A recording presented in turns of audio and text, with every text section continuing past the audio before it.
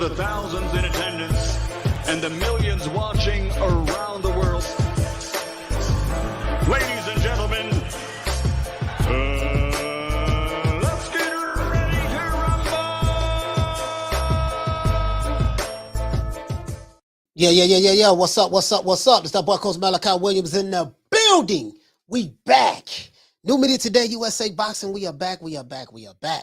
Man, we had a good pop-up yesterday, man. I really enjoyed that pop-up yesterday. For those who don't know, like when we do the pop-ups, we really don't talk. We talk about boxing, but you know, we really just talk about everything on the pop-ups, which is the reason why I decided to start a new channel.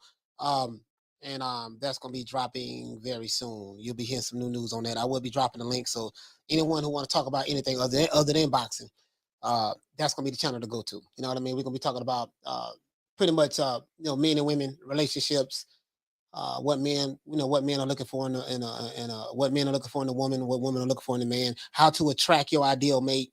You know, we're gonna be talking about money and finance and stuff like that. Just way more broader than what we're talking about now. But anyways, so I was on and y'all know I stay on Twitter now.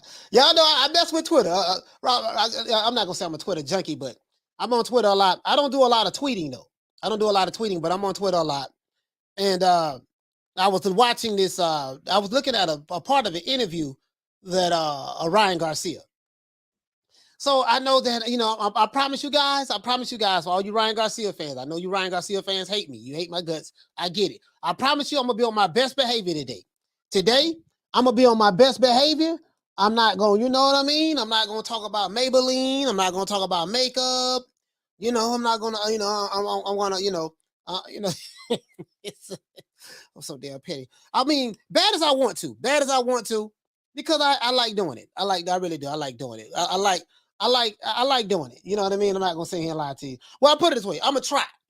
I promise you, I'm gonna try. You see what I'm saying? I'm gonna try. All right. Let's give everybody a round of applause.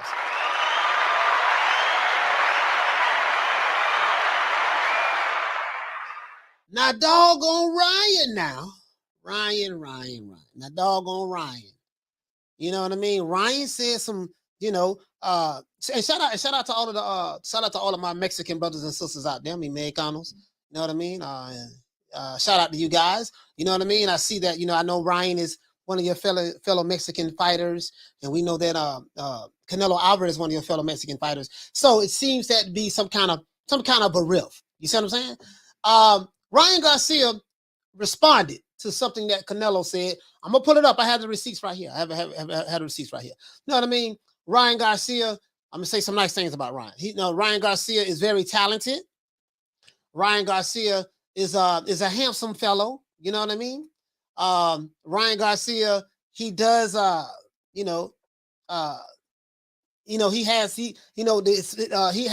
he's very pretty. You know what I mean? In a manly way, if that makes sense. Pretty in a manly way. He got all the tenderonis. You know what I mean?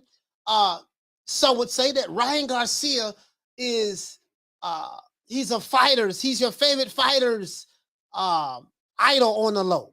You see what I'm saying? Because of the Ryan Garcia, the way he attracts, he's an attraction. You know what I mean? He's an attraction. So he's a hell of a fighter. His last fight with Tago, he wasn't able to get Tago out of there because Tago was pretty much running. I ain't gonna lie, Tago was running now. He was running. But Ryan, as the rounds went on, he couldn't, he was being very predictable with his offense, right? There's criticism of Ryan Garcia out of the Eddie Reynoso, Canelo Alvarez camp that Ryan Garcia, he didn't take training seriously. And when you are a Eddie Reynoso fighter, you have to take training very seriously. Boxing has to be your life. And I think that Ryan Garcia's lifestyle, because he's a boxer, but Ryan Garcia has endorsements. He has endorsements with Gatorade. I think Ryan Garcia, there's no fighter in boxing probably have more endorsements than him, in the lightweight division. I don't know about in the entire sport, but Ryan Garcia has a lot of endorsements. You see what I'm saying? And some of the fighters in the lightweight division, they're not blessed and fortunate to get those endorsements like Ryan. Ryan probably make more money from endorsements than he do boxing. I don't have any actual facts on it, but I'm saying the dude is popping. He's popping on TikTok. He's popping on Instagram. He's popping on YouTube. He's popping on Twitter. You see what I'm saying? Let's see. Gatorade, he's popping. You know. As a matter of fact, let me pull Ryan Garcia. Let me pull him up. Anyways, that's neither here nor there. That, you know, I know you're saying, Coach, that ain't got nothing to do with a check left hook. That ain't got nothing to do with a trap counter. And I totally agree. Has nothing to do with a check left hook or a trap counter. You're right about that. I totally agree with that, guys. But I'm going somewhere with this. You see what I'm saying? I'm going somewhere with this, right? As a matter of fact, let me see what's up. I'm going somewhere with this.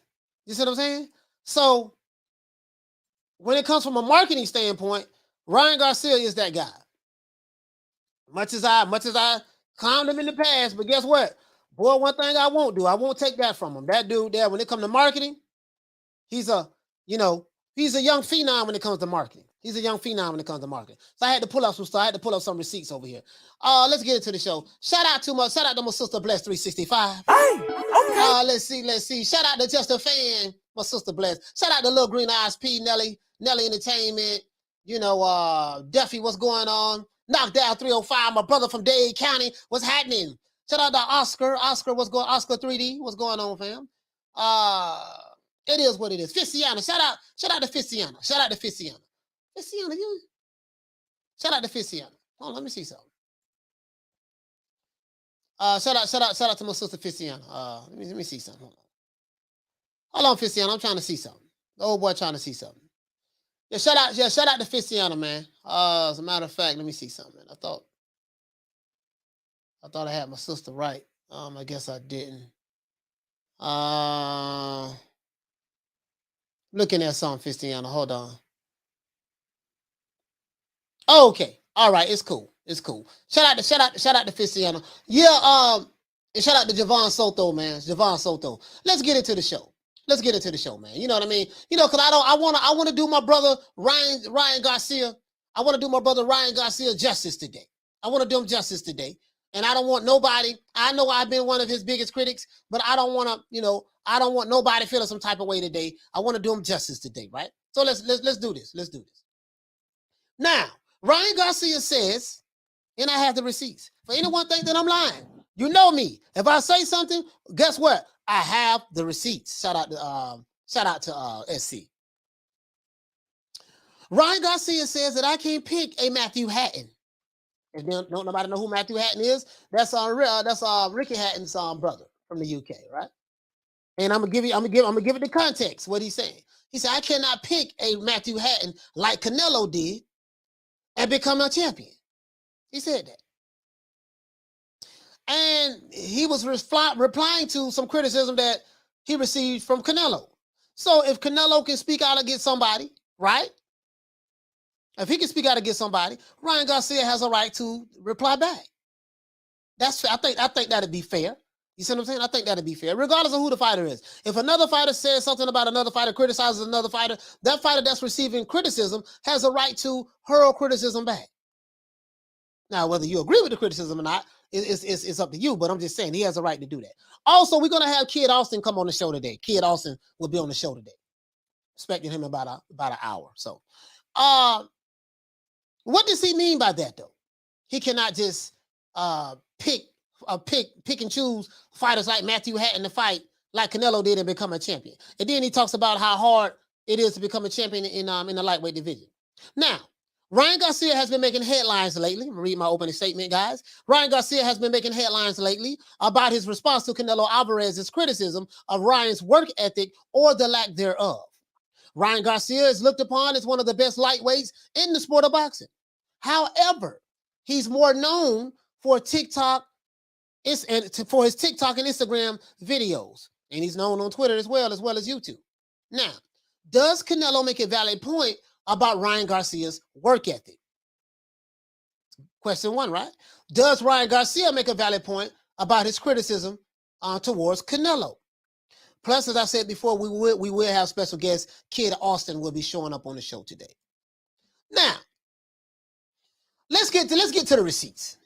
Now, I will say this. Canelo did talk about Ryan Garcia's work ethic or lack thereof. I will say this. I guess when you have a lot of endorsements like Ryan Garcia, you have a lot of endorsements. You have, let me blow it up. Let me blow it up, guys. You have a lot of endorsements. You see, I got a lot of windows up top. You know, you have a lot of endorsements. You know what I mean? This, I guess this back when they was friends. Friends. How many of us have them? Friends, you know what I mean? I ain't gonna lie, this dimple on the side of Ryan's face, the left dimple, because my kids have dimples. You know, hey, this is a cute little dimple right here. You know what I mean? I kind of like this dimple. The dimple do look kind of cute though. The tenderonis like dimples now. For all you guys that don't know, the tenderonis like dimples. Just let you know that. I have never been blessed to have any dimples, but Ryan, the tenderonis do like dimples. If you think I'm lying, talk to Bless, talk to Little Green Eyes P, talk to the sisters, talk to the tenderonis in the chat. They'll tell you they like dimples. True. Shout out to Deli. Just a fan said pause.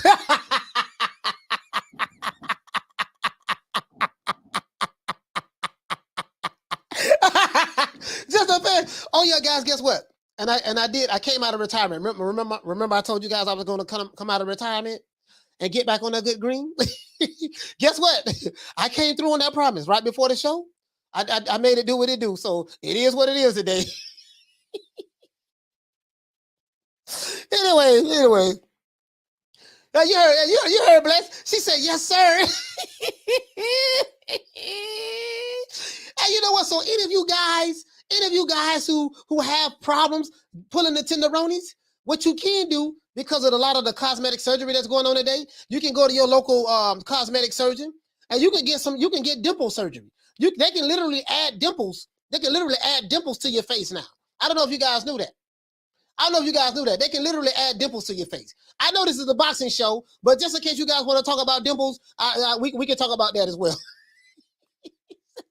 Shout out to the brother Mark Dash. Mark Dash, we talking about boxing and dimples today. Boxing and dimples. That's what we talking about. He said, Coach so late he forgot to say Paul. Hey, look here, man. I'm an old dude. I ain't saying that Paul shit. Damn all that. Al Peasy. I'm done with the pause. And, listen, what's known need not to be explained. And everybody know I don't play for the Rainbow Coalition. I'm not on the other side of the street. I don't play defense and offense. I'm on one team. Everybody knows that, right? Well, I'm 48 years old, though. We didn't say pause when I was growing up, and I ain't saying pause now. I'm done. You know what I mean? Rod say, Coach, you acting like LB when he was rubbing on Floyd's nipples.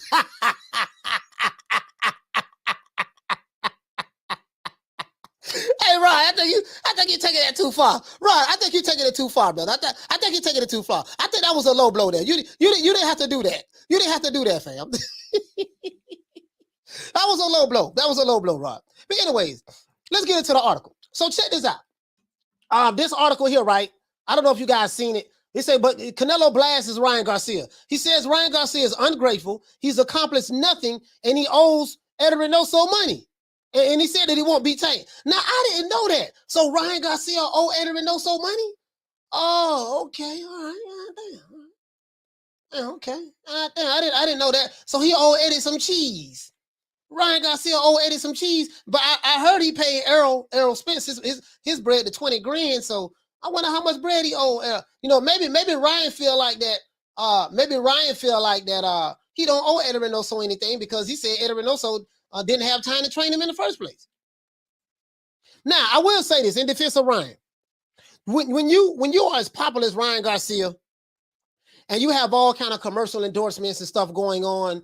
Maybe because of, and you got TikTok, you got your fans on TikTok, fans on Instagram, Twitter, YouTube, and then you got commercials with, endorsements with Gatorade.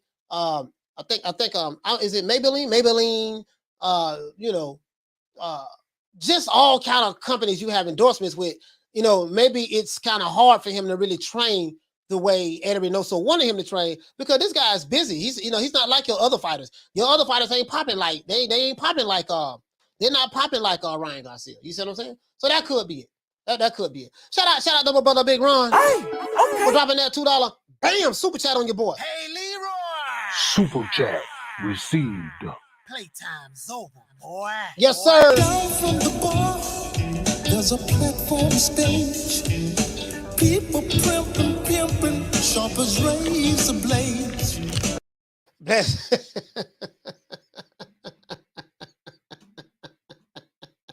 Bless say 100 pounds of whole head cheese. Let's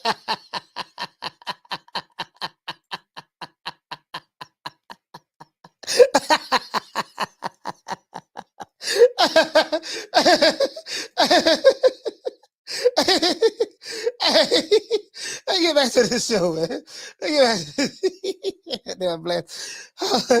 Hey, so he said October. So check this out.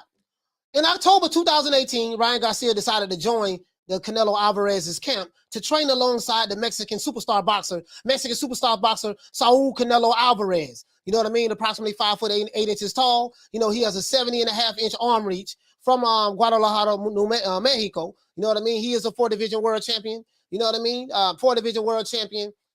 He's currently the undisputed super middleweight champion of the world. You know, and he make it do what he do.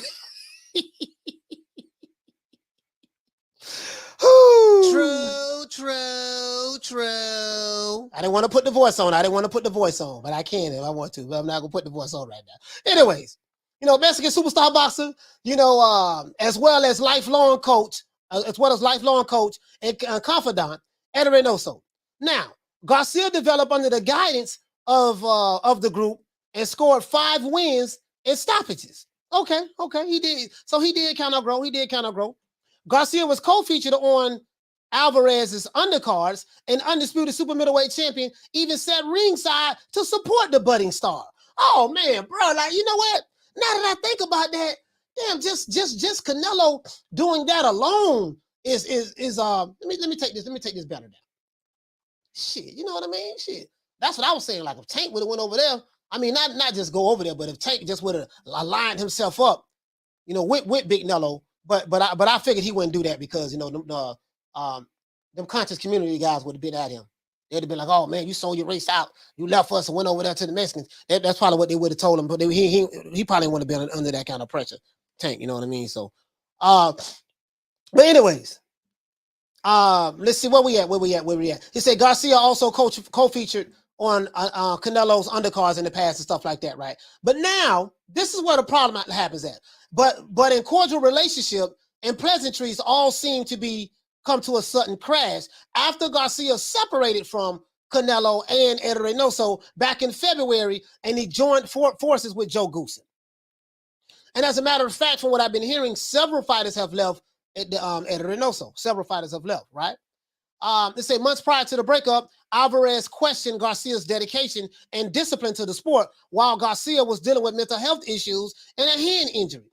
Now, sources say that the reason why Ryan Garcia had mental health issues because he had a pimple on his face and it caused him a lot of stress because when he was taking selfies, it didn't look good in the selfies and he was getting more dislikes than likes in a lot of his photos on Instagram. That's what sources say, right? I don't know how true that is, right? And then sources also say that according to reports that he got the hand injury from taking a selfie while at the same time having a pimple on his face. And that's what happened. That's what sources say. I don't know how true that is, guys, but I'm just telling you, I'm reporting the news, right?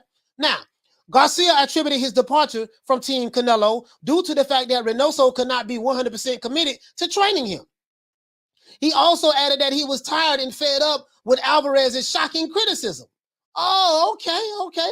Garcia recently reignited Alvarez's ear when he predicted Gennady Golovkin would beat Alvarez when the two meet in their trilogy match this September the 17th on DAZN pay-per-view in Las Vegas, Nevada, in Leonard Ellaby's backyard, Las Vegas, right?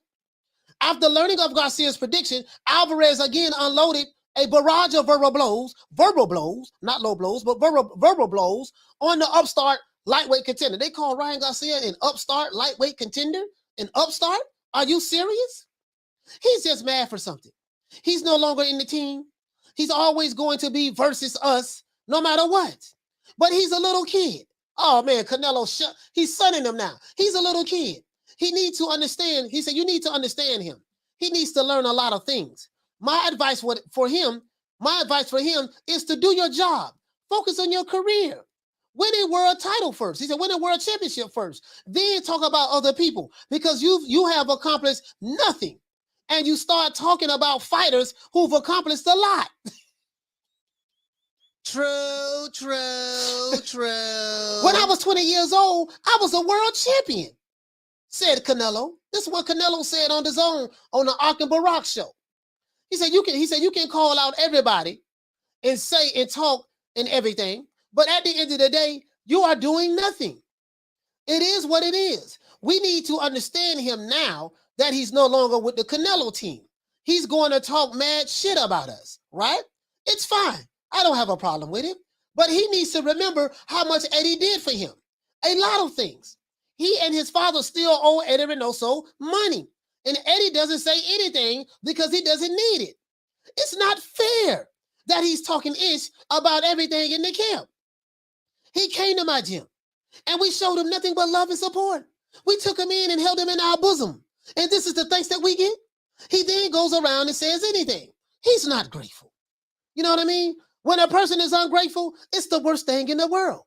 And aside from the wrath, Alvarez still supports his former teammate. Of course, I will still root for him when he fights. Why not? Yeah, I'm not a jealous guy. I just have a net worth of over $150 million. You know what I mean? And I got more money probably than most of these dudes and damn near everybody in the sport of boxing. So why should I be jealous? I guess that's what he's saying. Now I'm paraphrasing, of course. You know, I just wish all the best for him, says Alvarez. Oh man, how do you guys take that? How do you Ryan Garcia fans take that what Canelo said? Was that valid? You know, it was kind of like a, you know, you get what I'm saying? How do you guys take that? Was that kind of like, that wasn't too harsh, right? That was kind of like on point. That was kind of like on point. Well, what do you think? What do you think? Do you think it was harsh? You know, you think it was wrong to say that Ryan hasn't done anything? The only thing Ryan do is call people out, and he calls out people who has accomplished more than him in the sport. Is that true, or is that cap? Is that true, or is that cap? I want to say, Bless. She said, "Damn, Ryan don't mess up the church's money."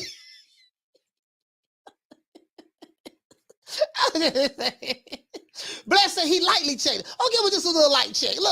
Okay, little light check. Hey, Knockdown, what did he say? He said Canelo sounded like David Ruffin. He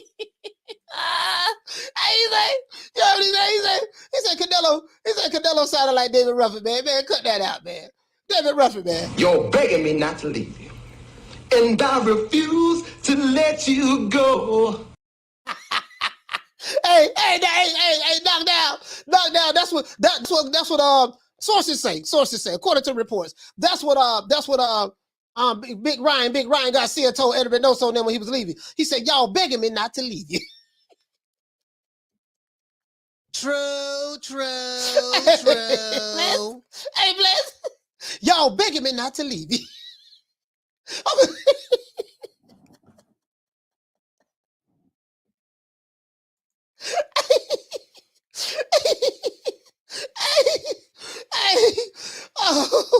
Hey, Sean, what you say? He said no. It was 100% accurate. Okay, Sean.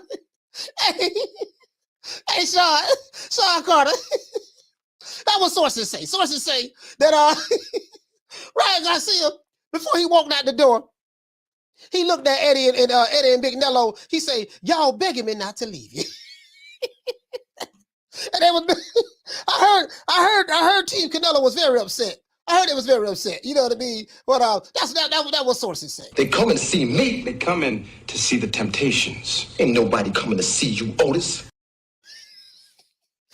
Ain't nobody coming to see you, Otis. Anyway, hold on. Let's see what's up.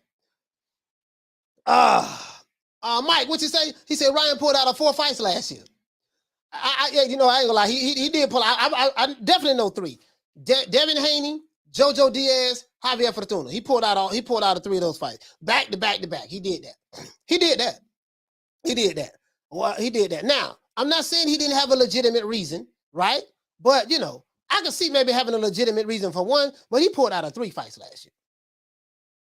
So y'all saying he ungrateful. Knockdown say he ungrateful. Are there any Ryan Garcia fans here, man? Because right now, this seem like that y'all teaming up on my dog, Ryan Garcia. Y'all teaming up on Ryan. He said Ryan too busy pulling out of fights and not his baby mamas. See, that was a low blow. That was a low blow, man. That was a low blow. That was a low blow. Now, let's go over here. There's a flip side to that now. There's a flip side to that. Let's go see what Ryan Garcia had to say. Let's go see what Ryan Garcia had to say. Now, I'm finna pull it up right now. Because you know I got the receipt on that. I told y'all, you know, I'm on Twitter, man. You know, I'm on Twitter. You know, I love Twitter. Let's see what Ryan Garcia has to say. So I go over here to Ryan, right? Michael Benson. Now, Ryan Garcia did an interview. He did an interview with Ellie Suck on a Nutsack. Ellie Suck on a Nutsack. He did an interview with him, right?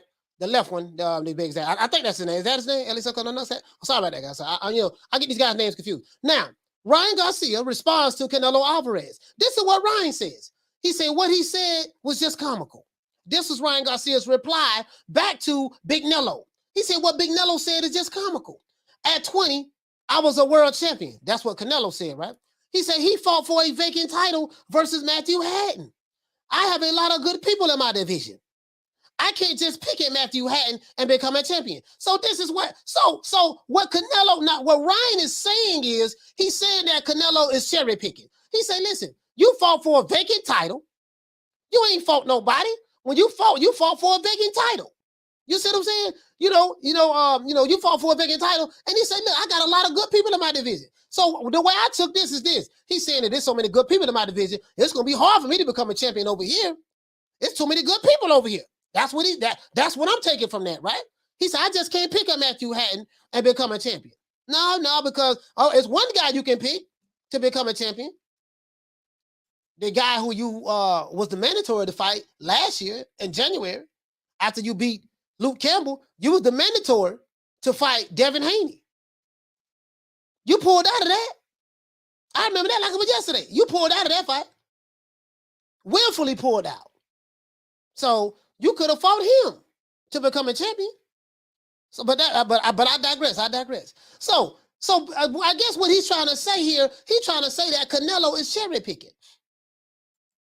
He's saying here, Canelo, I just can't pick up Matthew Hatton. And you fought for a vacant title. So I said, okay, all right, let's see. Does he have do you guys think he has a valid point there? Do you guys think he has a point there? Mr. LDVC, he's the LDVC in the building.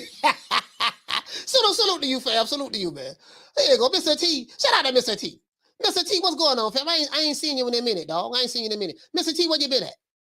Where you been at, Mr. T? I haven't seen you in a minute. Get out my face. Don't need nothing you got no more. Don't need no hair's been messing up my corner. And you better get that bad look off your face before I knock it off. Hey, Mr. T, he said crying folded like an original bird. Hey, look here, man. Look here. So, does he have a valid point here? I don't know what he mean by, okay, vacant title. So I say, you know what? Let me do this. Now, Ryan Garcia, I do disagree with my brother on this. Ryan Garcia is a champion. I think he's he's either a multi-weight division champion, if I'm not mistaken. Let me see. Ryan started his career out at what, featherweight? Was it super featherweight? Let's see. Yeah, he started out at super featherweight. Right? Okay, let's see. Yeah, super featherweight. He started out there. Yeah. Ryan Garcia is a 2-division world champion. He's a 2-weight division world champion. I don't know if you guys knew that. Yeah, if you're new to the channel, man, hit the like button for the old boy, man. Hit the like button. We're gonna have Kid Austin come on today. At 4:00. Yeah, listen. Ryan Garcia is a 2-division world champion. He's a 2-division world champion. You know what I mean? He's a 2-division world champion. Ryan Garcia is a 2-division world champion. You know what I mean? So I think Canelo, I kind of disagree with Canelo on that. I think Canelo don't realize that this man is a champion. He has been a champion before.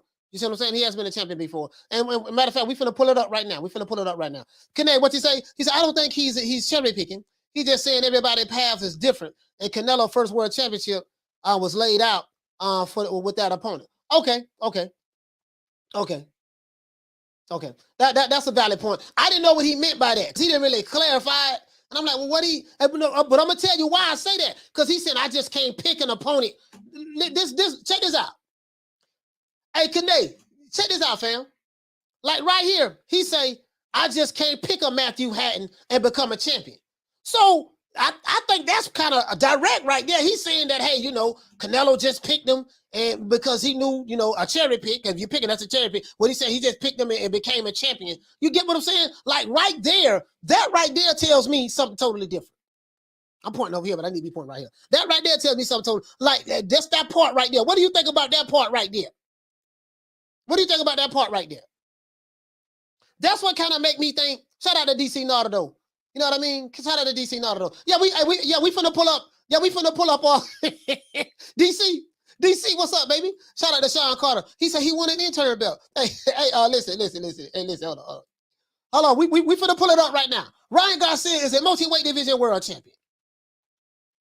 He's decorated. Let's pull it up. I don't think nobody will argue that, right? Let me see. I don't think nobody will argue it while arguing it. Let's go. Here you go right here. So now this is Wikipedia. This is Wikipedia. We pulling up Ryan Garcia. Ryan Garcia, there go Devin Haney right there. We pulling up Ryan Garcia, right? Let's go right here. Let's get right here. Ryan Garcia, let's see what Ryan did, man. Ryan Garcia turned pro back when? Back in 2016. 6 years ago, he turned pro, right? And in 6 years, he won his first title on his 11th fight. He won the vacant WBC NABF Junior Super Featherweight title. So he was a champion right there, right? Now this is a Reggie belt. This ain't a Reggie belt. This is a Fetty Wap belt. This is a Fetty Wap belt, but that's okay. They count Fetty Wap belts now. You know what I mean? So they count Fetty Wap belts. So I got to throw that in there. So he won a Fetty Wap belt right here. He won the vacant WBC NABF Junior Super Featherweight title right there. Bam. Okay. And then he defended his title. He defended his Fetty Wap belt against Cesar Allen Valenzuela, right? And then he moved on up. And then guess what? He defended his title again against Fernando Vargas, right? He did that.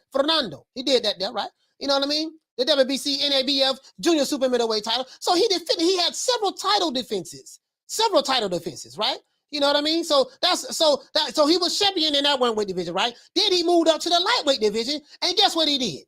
He won the WBO, NABO, and vacant WBC silver lightweight title. So he was a unified champion right here. Ryan Garcia, he's a multi-weight champion.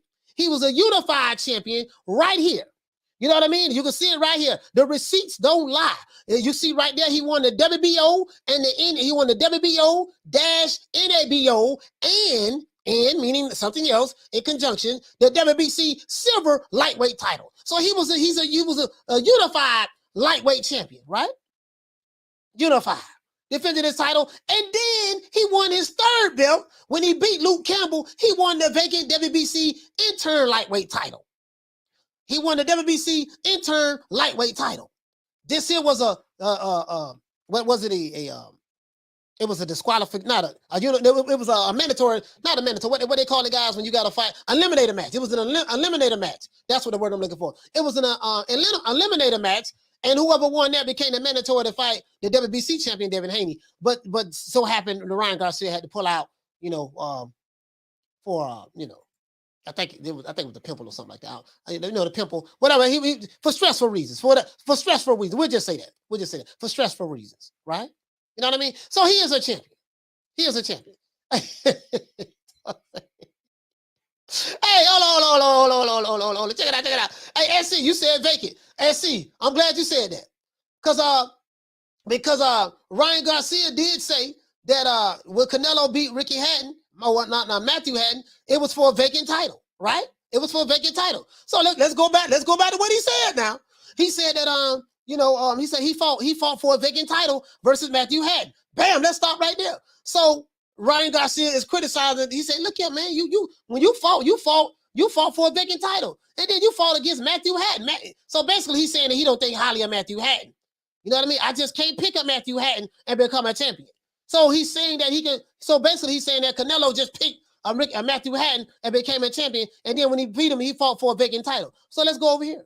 But when you go over here, right, you see that when Ryan Garcia became the WBC lightweight intern champion, he fought for a vacant title. The hypocrisy, right? And then when he won the WBO, NABO, and title, and vacant WBC title, you know what I mean, lightweight title, that was for vacant titles. These belts were vacant, right? The same thing he said Canelo did, he has done. Let's continue. Let's go down some more. And then right here, you know, it said he won the vacant NABF, the NABF and WBO super featherweight title.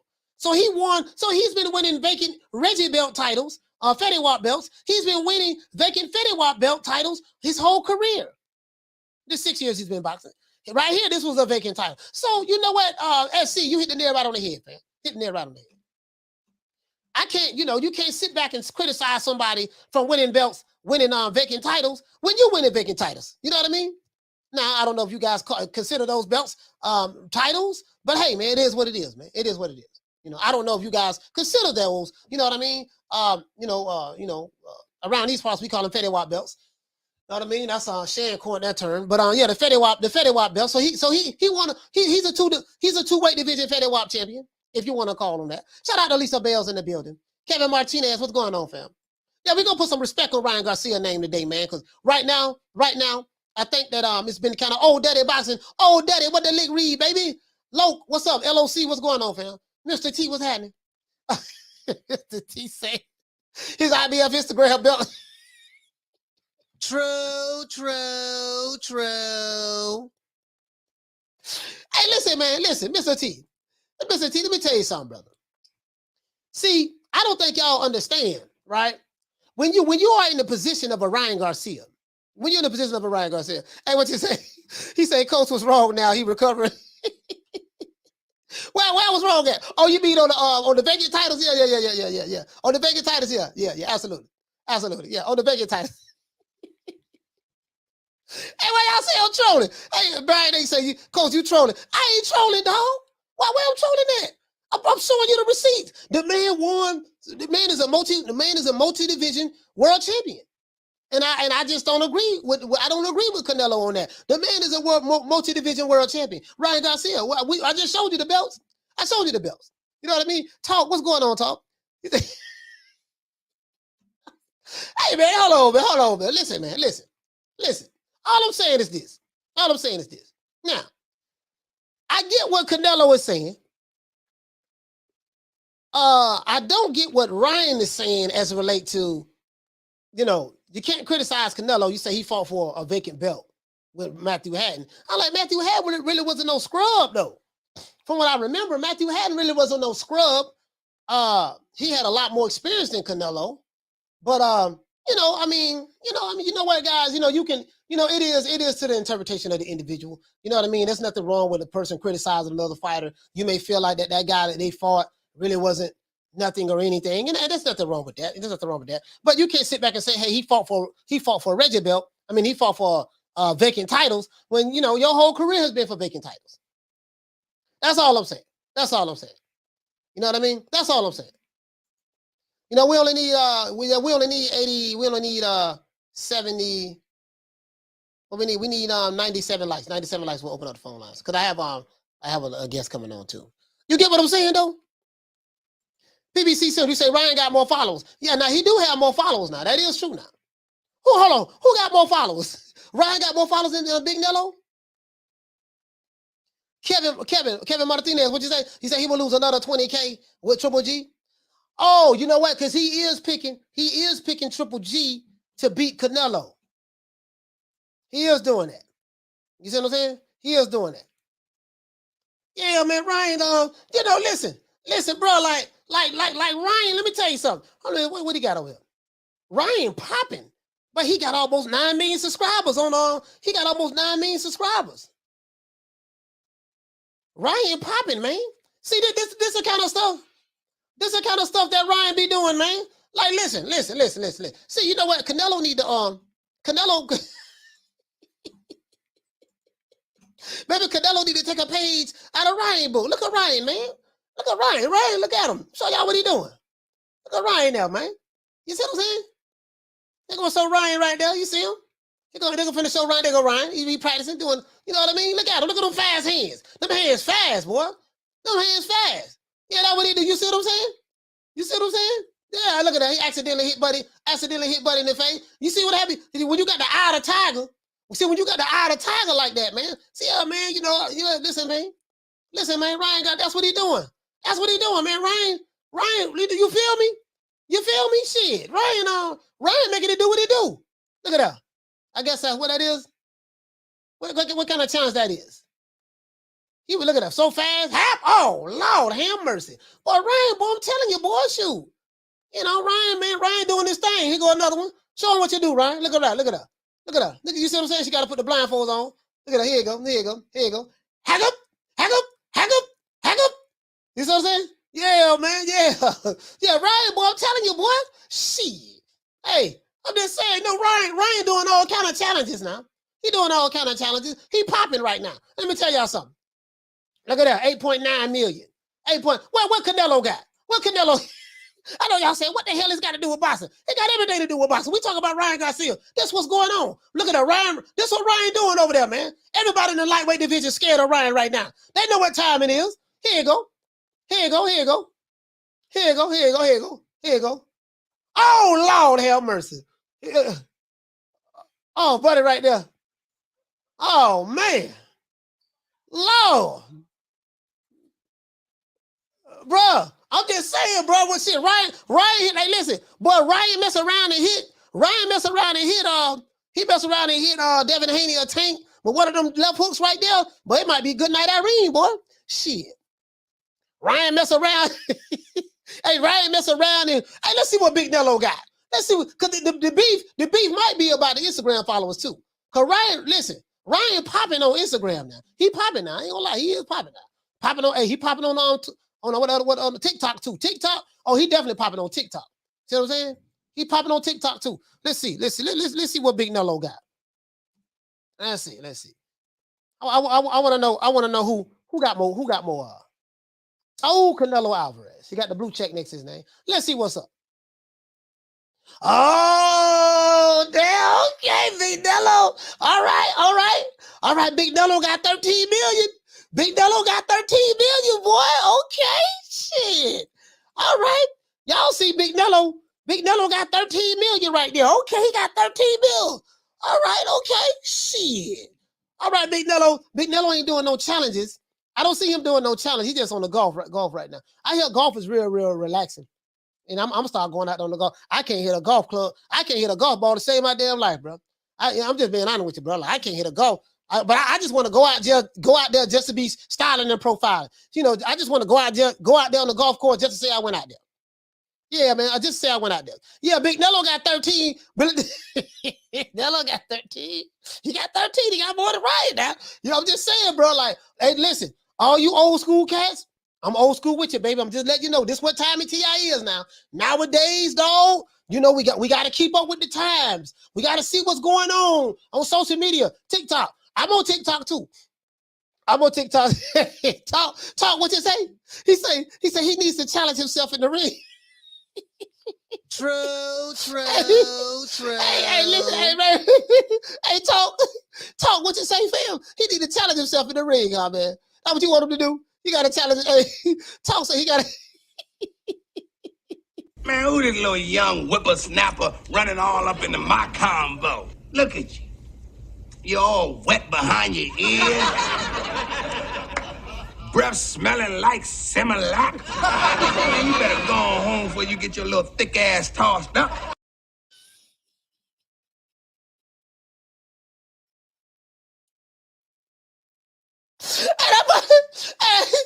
That probably what Eddie Reynoso them told him that probably what Eddie Reynoso told Ryan at the gym. He said, look here, puto, check this out. He said, listen, man. Listen, man. Listen. Here is no life. It's boxing. Is what it said. No life, no boxing. No boxing, no life. It's no boxing, no life here. We don't do TikTok, SA.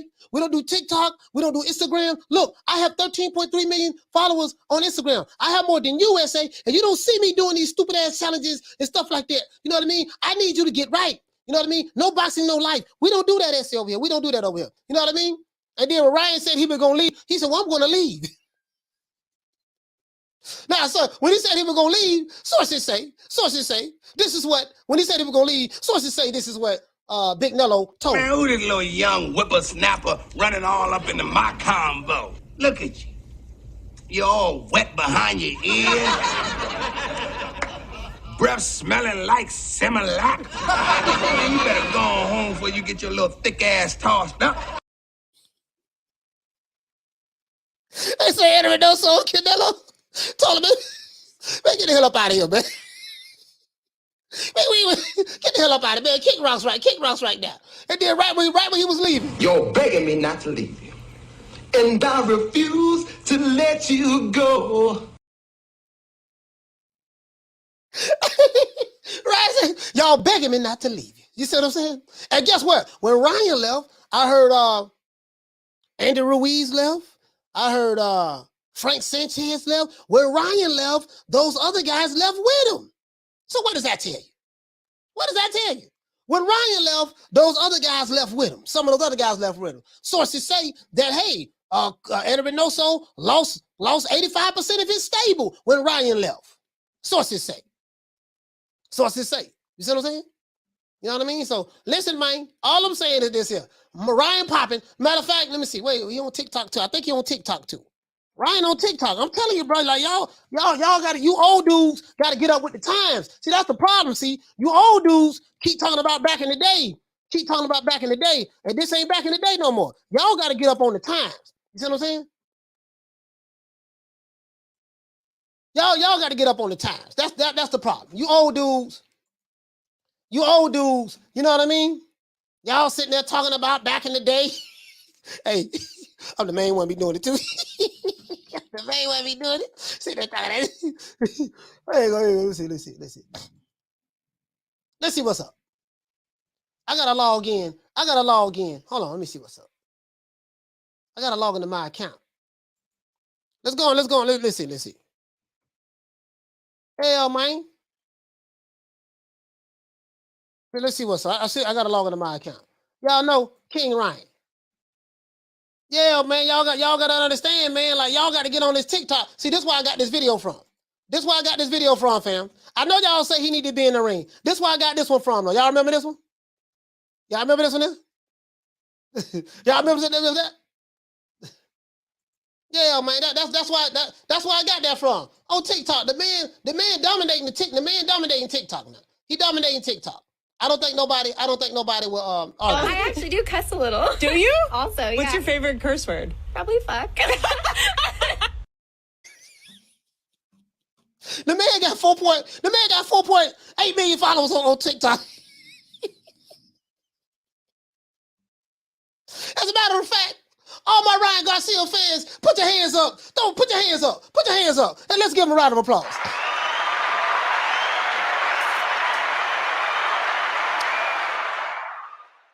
He said, "Coach, you're telling on yourself." Yeah, I'm the same way. He said, "I feel you, bro." He paused. Plus 40 senior moments. Hey, I'm just being honest with you, dog. Just being honest with you, bro. Hey, man, look here, man. I don't want to be the old dude sitting around. You know, hey, man, it is what it is, man. They on TikTok now. They on Instagram. It is what it is. You see what I'm saying? It is what it is. So, it is what it is. Now, I do agree with my brother, though. Talk. He said he need to be more active in the ring. I totally agree with that.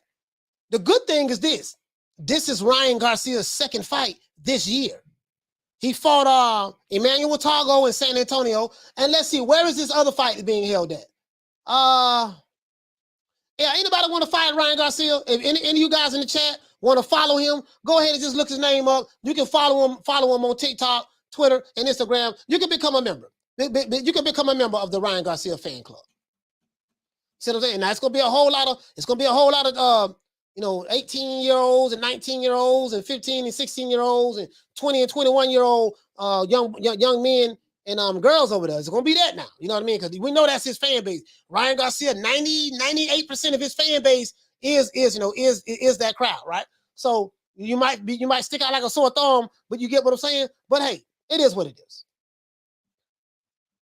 What in the hell? Look at that.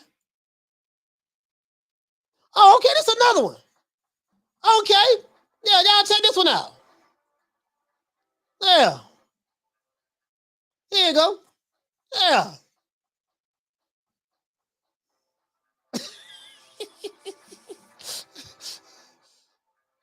Yeah, okay. Yeah. All right. Yeah, okay. So that's what's popping right there. That's what's popping right there. That's what's going on TikTok.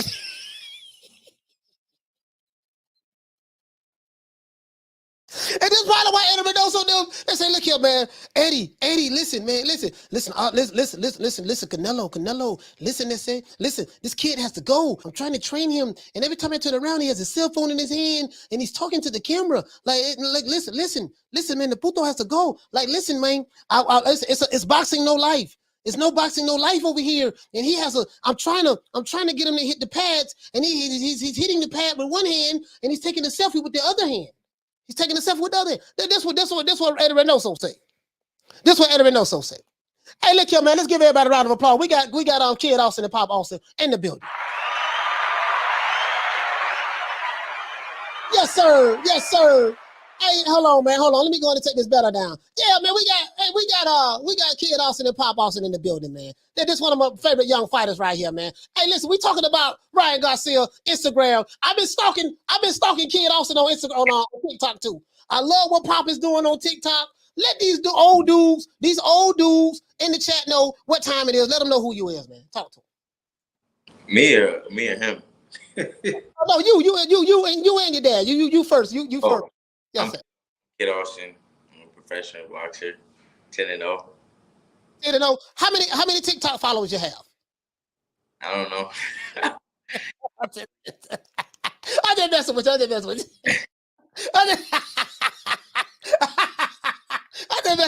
messing with you. Hey, man, look here, man. Hey, but let's on a serious note, let's talk about a lot of stuff that you have going on. When you was on here last year, and I was very, very blessed, to meet you and your father last year. You was on the show, and I'm glad that you're able to come back now. I've been watching a lot of your trainings. You know what I mean? I love what your dad is doing from a publicity standpoint, because social media is where it's at. Me being a content creator, this is exactly where it's at. Let everybody know. I think last time you was boxing, last time you was here, were you fighting at featherweight? And what weight class you was fighting at that time? I think super featherweight. Super featherweight. And where are you boxing? Where are you fighting at now? Lightweight. Lightweight. You said you was moving up. Hey, go ahead, Pop. That's where all the so-called killers at. That's where the money's at. That's where the money's at? Yeah. So he's 10-0 right now. Yeah. So if I remember correctly, when I had you on the show last year, you were saying that you wanted, was that last year or earlier? No, maybe that was earlier this year. I don't know. Time went by so fast. You were saying that you wanted him to have about 5 or 6 fights in 2022, if time permitted. Was that it? That's what we have in contract. So he's gonna have at least 4 fights, but the 5th one we working out. But I think he's gonna have 5 fights this year. Are you still doing any business? And you don't have to say this or not, but with Rick Ross, Freeway Rick Ross? Freeway Rick, why you start laughing like that? You made it awkward as shit. Don't mind him. Now Freeway is all. I'm always gonna do business with Freeway. He's family. Okay. I just wanted to make sure. So, tell me, what are some of the politics that you see you going through right now in the division? Your son is 10-0. Right. Like from the trajectory that you see going up right now. Like, do you foresee any potential things that could be a stumbling block for him? Getting a title. I know your son used to spar Devin Haney. He sparred what? Devin Haney, Tank Davis as well. Who all the people he sparred? Shakur Stevenson, Devin Haney, Sean Porter for the Crawford fight, JoJo Diaz, The list go on. He get the pros ready for their fights. Okay. When you sparred Sean Porter, Kid Austin, how was that? You don't talk about sparring unless somebody really come at us. Then we'll bring it out. But he was just he's a strong dude. I give him that. You could tell he played football. Okay, yeah, I got you on that. Yeah, yeah, you don't have to give us details like who won and stuff like that, but I'm hearing from what I've been hearing, Sean Porter is very strong and in the gym and stuff like that. Devin Haney, what do you think about Devin Haney becoming undisputed? Congratulations. Devin a message before the fight, because Devin at the end of the day, he's still American and he's still a brother, so we wish them well to come back with those titles. But and from our standpoint, we rather them titles be here in America, because we coming for our titles at 135. Those are our titles. It might not come within 2 years or something into his moment, because right now it is Devin, Tank, Shakur. It's their moment. This is their time. He's really supposed to be like a year behind them. He's just popping. So he's forced to be in their class because of who he is. But he's really supposed to be like 2 classes behind him. 2 classes behind him. So your trajectory for Kid Austin is what? Like when you expect him to maybe become a world champion or at least fight one of those guys? What are the politics that you may have to go through? The main politics that you will have to go through for a title is you're gonna have to sign with a major. That's at the end of the day. If you want the title, now you could go through all day and make money boxing and doing what you gotta do, building your record, doing everything else. But when it comes for a title, majority of times it's easy to go through the promoter. For the young fighters. Now, for us, he's gonna have a title. I say yeah. The only thing that we going through is, they say y'all gotta win some, y'all gotta go through this to get to this. So we just going through the normal business stuff. If it was up to us, we'll fight them tomorrow and we'll beat them tomorrow. The only one I always said that we'll wait is like a year for Tank, because I want him to have more of his man strength, because Tank got real serious power. I said that last year. That's the only one. But right now, there's no discredit to none of the champions. I just feel, because I've seen him, I really feel like he could compete on their level. But no, you don't. What would you say about your son is 10-0? What would you say about some people, critics that may say, hey man, his pop capping right now. He's doing a whole lot of capping. He's doing too much. He ain't ready for those top guys yet. What would you say to them? I say let's compare with facts, because I try to do mine with facts. Floyd and Devin both, and there's no shade to Devin at all. Him and Devin both fought the same guy. Devin, I think it took 6 rounds to stop. Floyd, it took 30 seconds. So it's like, and the guy was more seasoned with Floyd than opposed when Devin fought him. So it's like, if you're going to compare. If the people who say I'm capping, ask them, did one of the champions come out and say he's not the greatest boxer of all time? Did any of them come out and say he didn't do good in sparring or do his thing? Not one of the champions came out, and we got like 50, probably like 30 interviews online. So they can't happen. The facts is there. Give me a backstory for people who may just be here for the first time, because we have 300 people here, almost 300 people here. Give me a backstory for people who may not know, like give us your plight, where you're originally from and how you get to where you're at now, where you're living at now, and going through boxing. Fast version. He was designed to be a boxer. He was homeschooled. He was boxing since he was 2. He was homeschooled and been competing for the United States since he was 8. They was designing him to go to the Olympics, but due to COVID and stuff, he wanted to go pro at 17. He get all the champions, not all of them, but majority of them ready for their fights. We got calls to go on Lopez camp to help him get ready. So they contact him because he's on their level and could pull the champs up. So the world is just seeing who he is, but I and the people around him already know who he is.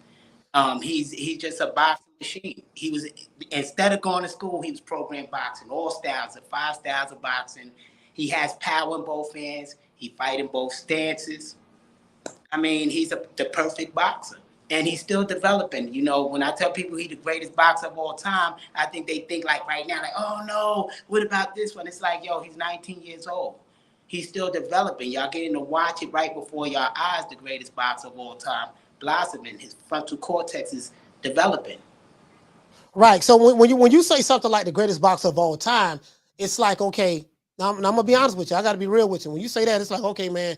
You know, I'm old school. I'm 48. So I'm 48. So I look at it like, okay, well, who has he fought? Right. You know what I mean? And so, you know, when you put something out there like that, you know, you're gonna have to, you're gonna have to prove it by people gonna judge you by who you fight. Now he's only 10-0. He's only 10-0. They asked the champions, the current champions that had the belts, they was champions whipping on them. So ask them. Like ask their champion, ask the Devin Haney's, ask the Shakurs about him. Just ask about him. Ask the boxing community. Ask the Kenny Porter that worked with him. Ask the Freddie Roach. Ask the elite, the Floyd Mayweather Sr., who said he hit like a 170-pound person at 130. Who said it out his mouth he's gonna be the greatest of all time. So like ask the community. The community would tell you that. It's not. Okay. No, okay, go ahead. Sorry about that. I didn't mean to interrupt. And my time didn't come yet. I'm still 10-0. I still got a lot to prove and a lot to do. You know, once that time comes where I can fight, you know, the top fighters, I'm ready to fight. I'm ready to fight now. Just my dad and my team is like, hey, telling me I need to get a little more polished and then, you know, mature a little bit more. So the time will come and it will show. What's the benefits of being a switch hitter? Everything. You get angles. Hold up. We still boxing. We still going through our. We're not gonna give away those secrets yet. We'll write that in the book after we retire. The benefits. We ain't telling everybody. I was gonna jump out. I know you're gonna tell everybody. We can't tell them. No, but okay. What I mean, I'm not asking for any secrets, but I'm saying there's a reason why, you know, you trained your son to be a switch hitter. You was on here last year, I think. I want to say December last year. Right. You talked about you came on after we had Freeway. I had Freeway on maybe the week before. You came on later, a week or two later, and you said something about the 5 styles of boxing. Correct. And you taught your son on all of that, right? And I think we touched on it a little bit then, but I don't remember exactly what we spoke of, because I know Terrence Crawford is a switch hitter. We know Boots Ennis is a switch hitter, and they do it effortlessly, seamlessly. I follow your son on Instagram and TikTok. I watch you guys, and I'm like, bro, I like the way he's training. He looks like he's gotten bigger. Yeah. I'm like, he 135? Yes, but that ain't what that ain't what he walk around at. But he get bigger. Oh my gosh. Yeah, I'm like, God damn, this dude look like he's a damn middleweight. Hold on. Go ahead. Let me go to your Instagram, man. This is, man. Damn. Get him started on that. Yeah, he love eating. What happened? He love eating. Who don't? But he's only 19. He got a high metabolism. You're going to have to eventually, like you said, get with one of the major promoters. Right. Whether it's going to be maybe Tom Brown or the PBC or whatever, Top Rank. I mean, you don't have to give anything away now. The Zone, whatever. You don't, without giving anything away. If you had to, do you foresee yourself making that decision when the time comes? Maybe later on down the line, like what's going to be the thought process behind that? The time has came already because we have multiple offers on the table. Our promoter, Davies Entertainment, is doing a co-promotion deal because Davies is an entertainment company. They're not a promotion company. They just like they find a talent, boom, bring it, do things like that. So they working out with a couple of majors, but we can't tell who it is. Right.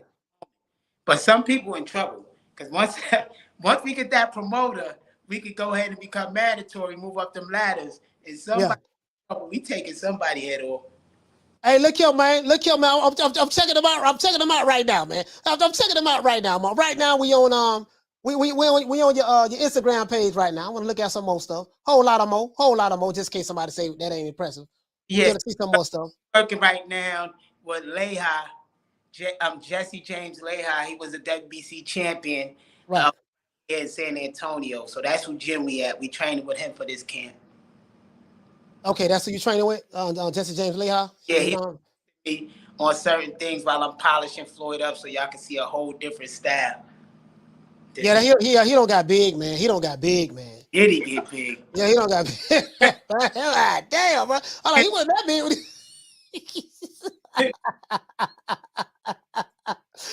Yeah, man, I love this here, man. Let me tell you what I love about this, right? I love this because the simple fact, man, that you know, and that's him. That's okay. Then he switches. Did he switches? No, he switches. Oh no, he's fighting. So okay, where's one? There's one I saw where he's switching. There's one I saw where he's switching. You stroll down there, it's a lot of them that he's switching. I mean, he threw it on a natural basis. You have to go to his reels. You're probably in the main post.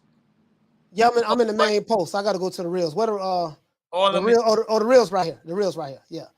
Yeah. Yeah, the reels right here. Yeah, this okay. This one you and Shakur. No, that's the quiz. Who will win? We doing the survey just to hear what the community would say. And on the other one, we got a survey between Tank, Tank, yeah, I saw that. And go Dev. And Rolly. Who will win? Oh, yeah, you beat the shit out of Rolly. I'll beat the shit out of all of them, to tell you the truth. Just being honest. No, I'm being politically correct, but the truth is the truth. I mean, I believe. I never really looked at my reels like that. Yeah, man. Yeah, we gonna check it out, man. We gonna check it out, man. I'm like, hold on. Sorry about that. Damn, lost y'all. Where y'all at? I got you right here. All right, yeah, we're gonna have to, man. I haven't looked at all of the reels, but I'm gonna check them out, man. I see a lot of strength and conditioning stuff that you're doing. You know, I'm like, man, bro, like, you know, it's very, very serious. You know what I mean? Because I do strength and conditioning as well. But I'm like, some of the stuff that I see you doing as it relates to for balance, working on your core and stuff like that. I'm like, damn. It's like you trying to make it. It's like you making this kid a machine or something. That's the thing. He's a weapon. Our job is to go in there and satisfy the crowd.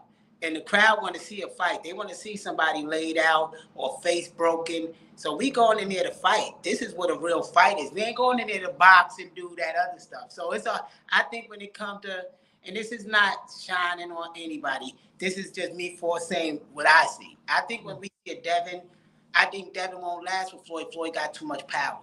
Floyd would just knock him drunk. Like, his chin isn't like that. Floyd too fast. So I think even if Devin could outbox for certain rounds, sooner or later we gonna catch him. And Floyd could finish guys. Ryan Garcia is not used to pressure. Oh, yeah. Floyd will break it. He have a pretty face. But we'll break him mentally. He won't be able to stay in there with us. A Tank Davis would be the harder fight because Tank want to win. Tank want to win. But most people don't know the secret to beating Tank. But we know the secret to beating Tank. Okay? Now, and then there's Shakur. Shakur is a great boxer. But Shakur isn't mentally strong. Shakur ain't mentally. People haven't seen him really fight. Like, and we respect him. He's one of Floyd's top one. Floyd see him up most. But I don't think me as a coach, this is a coach standpoint, I don't think he's mentally strong. I think if he was losing all the rounds, he would make mistakes and panic. Because he haven't been down on the scorecard by somebody else that's faster than him, stronger than him, better defense than him.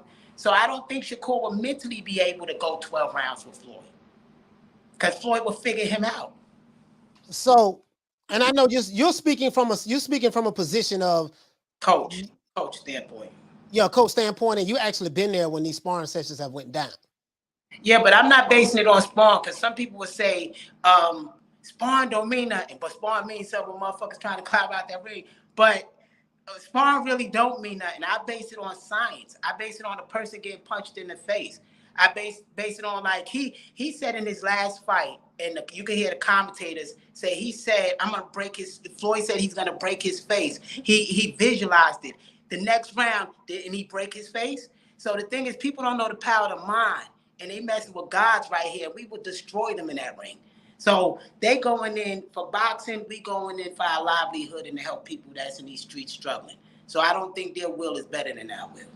So what did you think about when Devin Haney fought Kambosos? So just the last round, like it went the distance. This is what I want to talk to you about. Remember, we just had a fight with MJ. MJ fought, I forgot the guy who he fought this past weekend. MJ had a fight this past weekend. The fight went to the 12th round. And MJ was clearly winning the fight, but some fighters will play it safe, which would have been smart because he was winning the fight. But MJ decided to stop the guy. He was winning, and he stepped up the gas to stop the guy. Versus when Devin Haney fought and beat George Kambosos for Undisputed, Devin Haney played it safe and he just kept doing what he was doing. He literally beat the guy with one arm with a jab and a check left hook, from what I saw. So I guess what I'm trying to say is, do you if it was you in that position, do you believe in if you can get your guy out of there, get him out of there, or do you have the mindset of, okay, well, I'm already winning clearly on the scorecards, I'm gonna just coast to a 12-round victory? What is your mentality? Oh nah, me, I go in like straight kill mode. Like from the first round to the last round, we in there banging. Like if he's still standing, like I'm gonna still be throwing. Like if I'm winning, you can still play it safe and still try to get the guy up out of there. You know, hands up, basics. You know, elbows closed so you don't get hit with no body shot, and still, you know, go forward and try to stop the guy. But me personally, I would have probably did a mixture of both. You know, probably box, but then gave the fans a, you know, great end of the show. You know, you can't just end it off, you know, with a boring round. But y'all gotta also make this a fair conversation. Y'all got Devin is like Paulie Malignaggi, no shine, no, really. So Paulie wasn't getting a lot of knockouts to show he could box. Devin, I don't think his power as he get in these heavier divisions, he's not a knockout artist. He's a boxer. He shows skill. So if people like the art form and the skill, because he just dismantled this man with one arm and used, it's simple, the jab. That's boxing 101. So that's all. Devin didn't even have to use his weapons against Campos at all. I'm gonna share your Instagram in the chat. That's what I'm doing right now, Kid Austin. And see, that's the thing that gets me right. This is what kind of teed me off. You hear people saying, "What happened?" Yeah, he's gonna have to click back on. He's gonna have to click back on. I don't know what happened, guys. I don't know what happened. All right, there he goes. I'm sorry, he over here clicking buttons. I'll try to see the chat.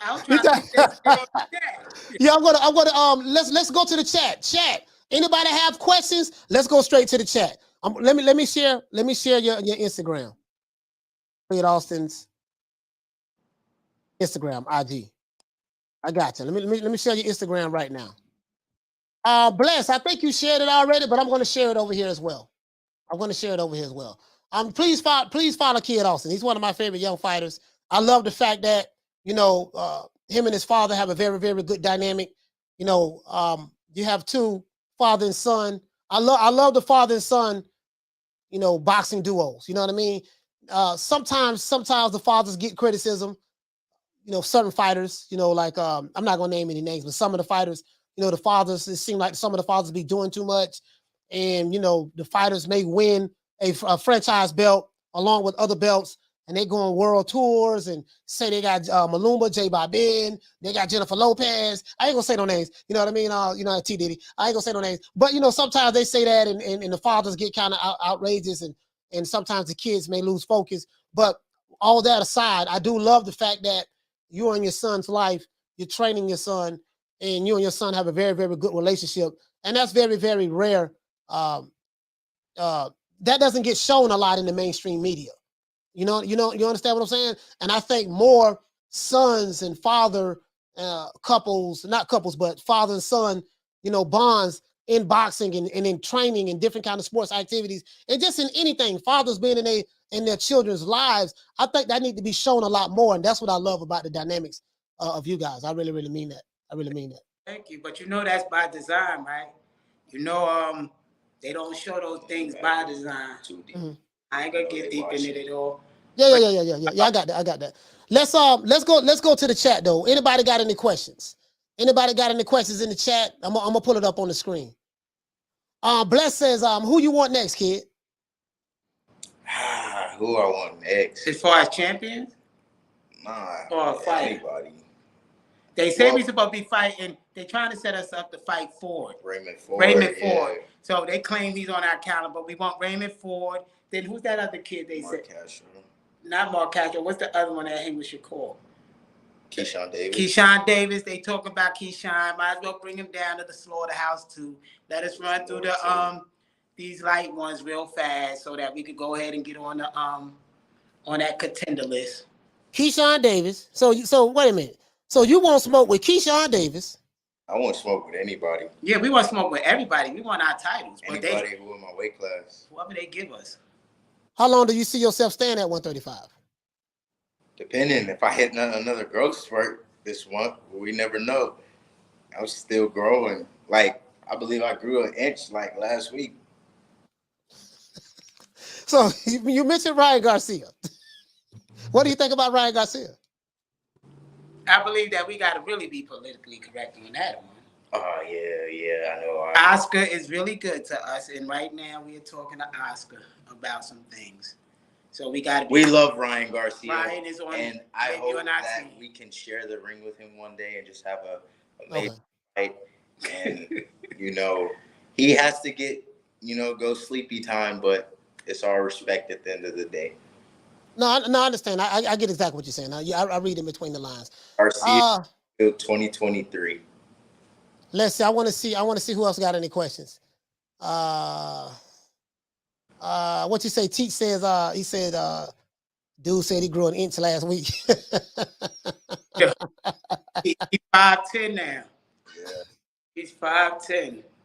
Yeah, he's only 19. Wow. I don't know. You know what? I always wondered, like, how do guys like Virgil Ortiz, Boots Ennis, guys that's physically just naturally so big, how do they make like 147, those smaller weights? Kid Austin is, you say he's 5'10". I'm like, damn, you get what I'm saying? Like, bro, like, I'm 170. I'm like, bro, I can't even imagine me at 140. But, you know, I'm not a boxer, but you get what I'm saying? Yeah, he close to your weight. Yeah. Hey, look here, man. I'm looking. Go ahead. We could fight at 147 if I wanted to. Yeah. I just give you that. Oh, okay. Yeah, I'm undisputed. I got all my belts over here. I'm undisputed on YouTube. I'm undisputed. I got the WBC, the IBF, I got the WBA, the WBO, and I got the IBO. I'm undisputed. You know, I just knocked the dude out on TikTok, and I'm looking to come to Instagram to get some belts over there too. You see what I'm saying? So, the dude out on TikTok for real? Yeah, I knocked the dude out on TikTok. Like slept him for real? No, not for real, but you know. On the low. One of the island boys. You know the island boys? Oh my, yes. Yeah, I caught one of them slipping. No, we don't. I do want to work with the island boys. Why? Because I swear I think I can make one of them boys hot. I swear that's how gifted I think I am. I bet you I can make them beat one of these athlete champions. Yeah. Deal with them. I swear. Jaime Rivera says, he said, Coach, how many weight classes does he plan to fight in? We want to be three-time undisputed champion. So we're gonna go from 135, 140, 147 undisputed. 154, then probably go for 160. Leave it up to him. I'm telling him let's go 3 times to be out of this game. Man, brother, what y'all talking, boy? Y'all talking like this shit just gonna be easy. Yeah, we gonna go to 135, knock these dudes out. Then we're gonna go to 140, put pause on them dudes at 140. Then we're gonna hit 147, make it do what it do. Bro, you know it ain't gonna be that easy, man. Why not? Yeah. Tell me be that easy if we manifest. You make it easy. And who's gonna if he's hanging in there with the current champions?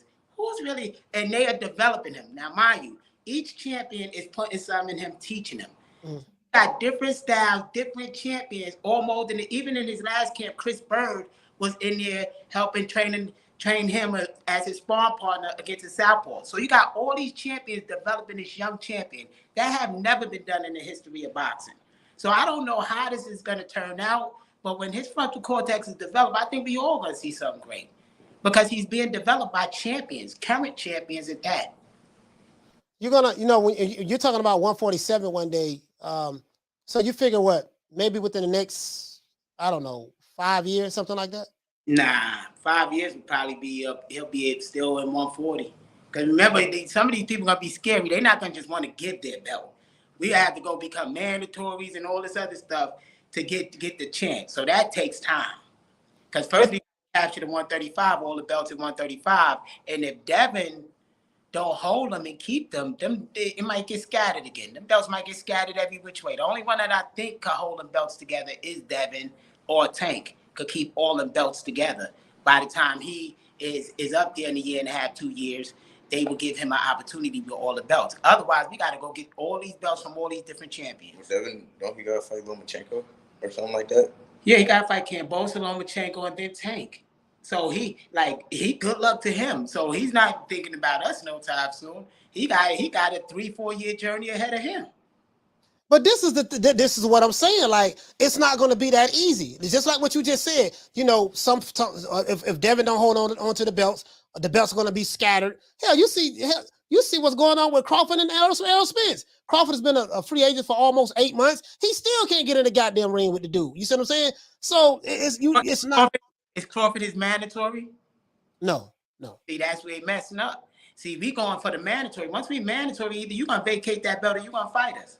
It ain't nothing you could do there. We campaign right up that division like we doing now. What you gonna do? Get in the ring with us. Now we don't have to beg. We don't have to go through the lollygags. Let's work this contract out, and we'll give our shit to charity to get them belts. You know, it don't bother us because we know we're gonna win the belts. So it's not cockiness. It's just waiting for it to develop. So which route do you plan on going in from a sanctioning body standpoint? Like, did you plan on going the WBC route, the IBF, et cetera? Which route you plan on going in? Right now, since he's the junior NABF champion, and that's the WBC belt, the WBC belt, they want him to fight to be the intercontinental of the NABF, and then he could fight in the WBC and go after those belts. So, and then he also working out with the WBO, where they want him to campaign for their belt. So see, these sanctioning bodies is the same thing. They in business. They select kind of who they want their champion to be. The same way Devin was selected. You know, they know talent in who they're gonna reign because they know they're gonna constantly make that 3% or whatever percentage you agree to pay them. It's a business. So they know Floyd is gonna be champion. So 2 of them want him to compete up in that division. You don't think the WBC want to set up where Floyd is in rank to fight Devin Haney? And you know, they want that in the future. After Devin beat Tank and all these other people, who's in line for Devin? No, I'm just saying if he beat Tank, who's in line for them? The only one in line is a Floyd for a Shakur or them after the dust settled between all of them. Floyd is the only one in line for all of them. So when are you going to become a mandatory for in any of that? Where are you currently ranked at? I don't know. He's ranked number 20. He's ranked number 23 in the United States. With the WBC? No, we don't even check the rankings of them. We don't check none of their rankings. Paul doesn't say, y'all know y'all in line to fight for the title, right? Do y'all want to fight for the title? They give us the option. They call us. We don't check the rankings. We just do our job and go fight. When you say they called you, who is they? Like the NABF, the WBC. He's the ABF champion, the ABF. Owner called him and asked him, did he want to take that fight against the NABF champion and then move on to the next one. So it's a strategy, like with his management team. I manage him, but I have a team that also work with all the sanctioning bodies and everything to help us move along. So, you know, it's a business. He's a product, and he's one of the hottest products right now with almost 100,000 followers. So that within itself is a business. Like Everlast just signed him and they sponsored him. So people paying him for his image. This is a business. He make more money outside of the ring than he do inside of the ring. Like just living normally, taking pictures and everything else, just because he's an influencer and he's a boxer. So, you know, they need us more than we would need them. Let me tell you something. When you have your next fight, I'm telling you right now, when you have your next fight, they got to have me call one of these fights that you have, man. I am pound for pound. When it comes to calling fights, I'm the best in the game. You know, I'm dead serious. You got to have one call. If you need a hype man, Devin Haney got a hype man. They got church, right? Church, yeah. Oh, guess what? Got to find a church. Guess what? Hey, guess what? His hype man named Church, right? Guess what? You need a hype man? I'm your guy. If you having any trouble getting any of these fights with these big guys, I promise you, once you put me on the job, it's done. Okay. We pulling up. We pulling up, bro. Listen, my pull-up game strong. Y'all just send for me. Where he at? He over here. We gonna go pull up. We gonna make it do what it do. When I get through talking trash to them, and it's gonna be consecutive. It might be 2, 3, 4, 5 months. I'm gonna make them sign the contract. They're gonna sign the contract. Yeah, they're gonna have to. You know, y'all two look alike. It's crazy. Who? Y'all two. No, you think I'm talking about me and your dad? Yeah. Hey, Wow. Anyway, that's a compliment, I guess. Yeah, looking like that's crazy. Hey, man, I'm just saying. Listen, man, check this out.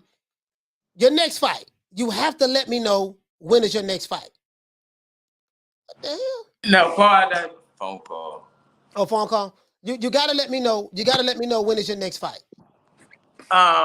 August 6th, baby. No, they say it's a possibility August 6th on the Virgil Ortiz card. But we seeing how that go. Then we got another date set up for the end of August. Then we got one set up in November. No, I thought it was September. No, they changed it to November. So we you have got some lined up. 3 more fights for the year closes out? No, we got 4, and then there's supposed to be one in December. But right now, we just trying to get these first 2 cleared up. Where are you fighting at? Dallas, Texas, Fort Worth, Texas, probably, and then this new arena they built in San Antonio, the one they just had the fights in. Right. San Antonio. That's the one where Ryan Garcia had a fight with Emmanuel Tago, right? The one Bam just fought in. Bam, the one Bam fought in. Yeah.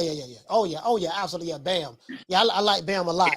Kim had to upgrade. We gotta go to a bigger thing because we've been selling out. We sold out the last thing, so now they going to now. He's selling. We go in the arena to see if he sell out that now. So we just grinding. We enjoy. So right now you're pretty much independent right now from any. We with a partnership with Davies. We independent, but we got a promotional partner that look out. Davies put up all the money for all the shows. They do all the productions because they great at what they do. Mm-hmm. And now we're gonna merge with a major promotion company. But you're gonna keep Davies, right? Yeah, of course. Davies are right. Listen, we Schofields. We help those who help us. That's what we live by. So Davies ride with us. We ride with them all the way to the top. What role is Freeway Rick Ross going to play in your career? Freeway Rick Ross don't have a role. Like, he don't have a role. That's the weird thing. People, when they ask Rick Ross is family. I mean, so the role is he's family. It's whatever role he fall in. Whatever role, if I need him to do this, Rick, all right, cool, I'm there.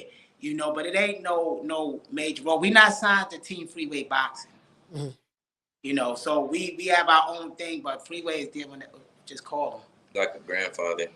Right. For those who don't know, explain how do these sanctioning bodies work? Like, you know how sometimes you see a fighter, he got in the top 10. You're like, how the hell did he get there? You see what I'm saying? Stuff like that. Explain to them just how do sanctioning bodies work? Maybe like the politics of it.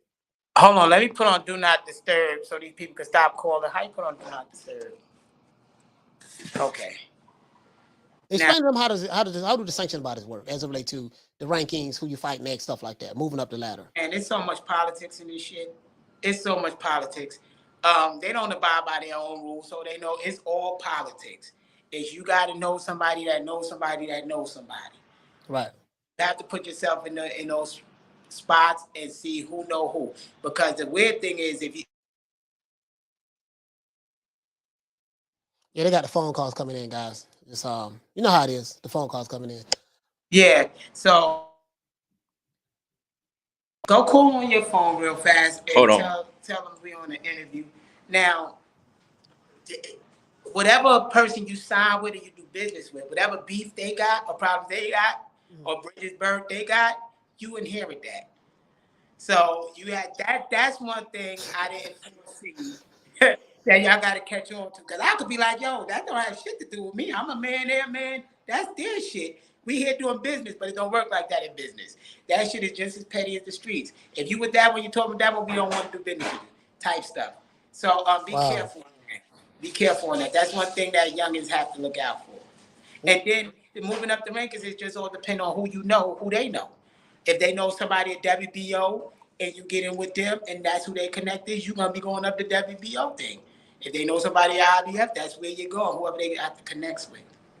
Wow. So then you just put me up on something. So I'm just hypothetical. We're just speaking hypothetically. So let's say I'm a boxer and I'm signed to, I got my promoter named Shawty Big Nuts. I got a homeboy named Shawty Big Nuts from Tallahassee, right? From Florida, right? So I'm with Shawty Big Nuts promotion. Mauricio Suleiman, he's not too crazy about Show That Big Nuts promotion, but I ain't got nothing to do with it. I'm just affiliated with him because he's been helping me. You know what I mean? He's like one of my promoters, independent promoters and stuff like that. And they may not have a problem with me, but because they have a problem with the promotional companies that I'm affiliated with, it may get in the way of me trying to move up the rank and have certain fights within their ranking system. Is that what you're saying? Yes, it's simple politics. It's just like the streets. It's simple politics. If you got Joe Blow, the promoter, Joe Blow had a problem with such and such from the WBC before. Maybe they were hired to do the thing. They paid the money. When they got to the show didn't go right. So they not fucking with Joe Blow over here. Joe Blow can't get you no damn WBC thing because they ain't coming back to his shit no more. So they don't care. So you won't get that. Because last time they came, he had a bad taste in their mouth. They didn't hit off quite well. They never go on his thing again. I'm glad you explained that because a lot of people, like a lot of the casuals, they don't know how this stuff works, and they don't know how it works, how you get in the ranking systems, and how a person can become number 1, 2, and 3. It's about relationships, and you'll hear some really good fighters like, man, they can't even crack the top 10. You've been watching boxing a long time. Stuff like that has happened in the past. It's like certain fighters get avoided. Marvin Hagler. One of my favorite middleweight of all time. That guy right there, he had on his 50th professional fight. That's when he got a shot at the title. He had to get Congress involved. You know what I mean? In order to get, you get what I'm saying? So, politics. Yeah, the politics is strong. Is the politics still as strong now as it was then, in your opinion? Hell no. The thing is because the young people got power. Once they got that internet and them phones, you got power because you connect to the world. You don't need them no more. You can cut out the middleman. Like, it's nothing wrong going, because if we want a title, we got to go that way. But if you don't really need a title, you could take it direct to consumer like Kimbo Slice did or whatever did. You can have any fight. Once you build that market, you could turn around and make it a fans-only page or something. And you could generate the same amount of money. So you don't need the big things anymore. So you have more leverage when you go into offices, especially if you got 100,000 followers. It's like you're not that average boxer now. Especially when you got merch and you got NFTs, so you cut across in different markets now. When you go into that office, you're not just a boxer, you're a businessman. So the whole deal is structured different. So it's like that, but if you go in as a boxer, you basically gonna get screwed. I understand exactly what you see. Now you're speaking my language, marketing. I have a marketing background, and I'm a professional copywriter. So when you go to talking about the NFTs and doing everything independently, and you really don't have to go that route, you can build your brand pretty much on social media. You're going direct to consumer. You're going directly to consumer, building your fan base outside of the boxing power structure. So if you ever do come to the boxing power structure, you can say, hey, look, this is what I'm bringing to the table. I got 100,000, 200,000, 300,000, whatever subscribers. As a matter of fact, I sold out this venue, that venue, that venue. Look at the ticket sales of my last, basically is that what you're talking about? Yeah, because it all comes down to numbers. Because it's business. It's not, a lot of times people want handouts. People try to get signed to a big company, whether it's a record label or something for handouts. But at the end of the day, you lose everything when you sign that way. You don't get a handout, you end up broke. You slave for somebody. Mm-hmm. So coming to these meetings, you got to come in and show numbers. That like for him, I could show 3 main events. He was the main event and he sold out. I could show those numbers. I could show his merch sales. I could show his NFT sales. I could show his ticket sales. I could show different things. So I could even show the money off of the liquor sales through the promoter, how much we generated just off per show. So now when I'm going to talk to these people in a recession where the economy is inflated and I'm telling them, give us $1 million, I got to show them how they're going to make $3 million, $4 million. If I'm saying give us $1 million. So it's the business aspect that they got to get because it's a whole different market now because people losing a lot of money.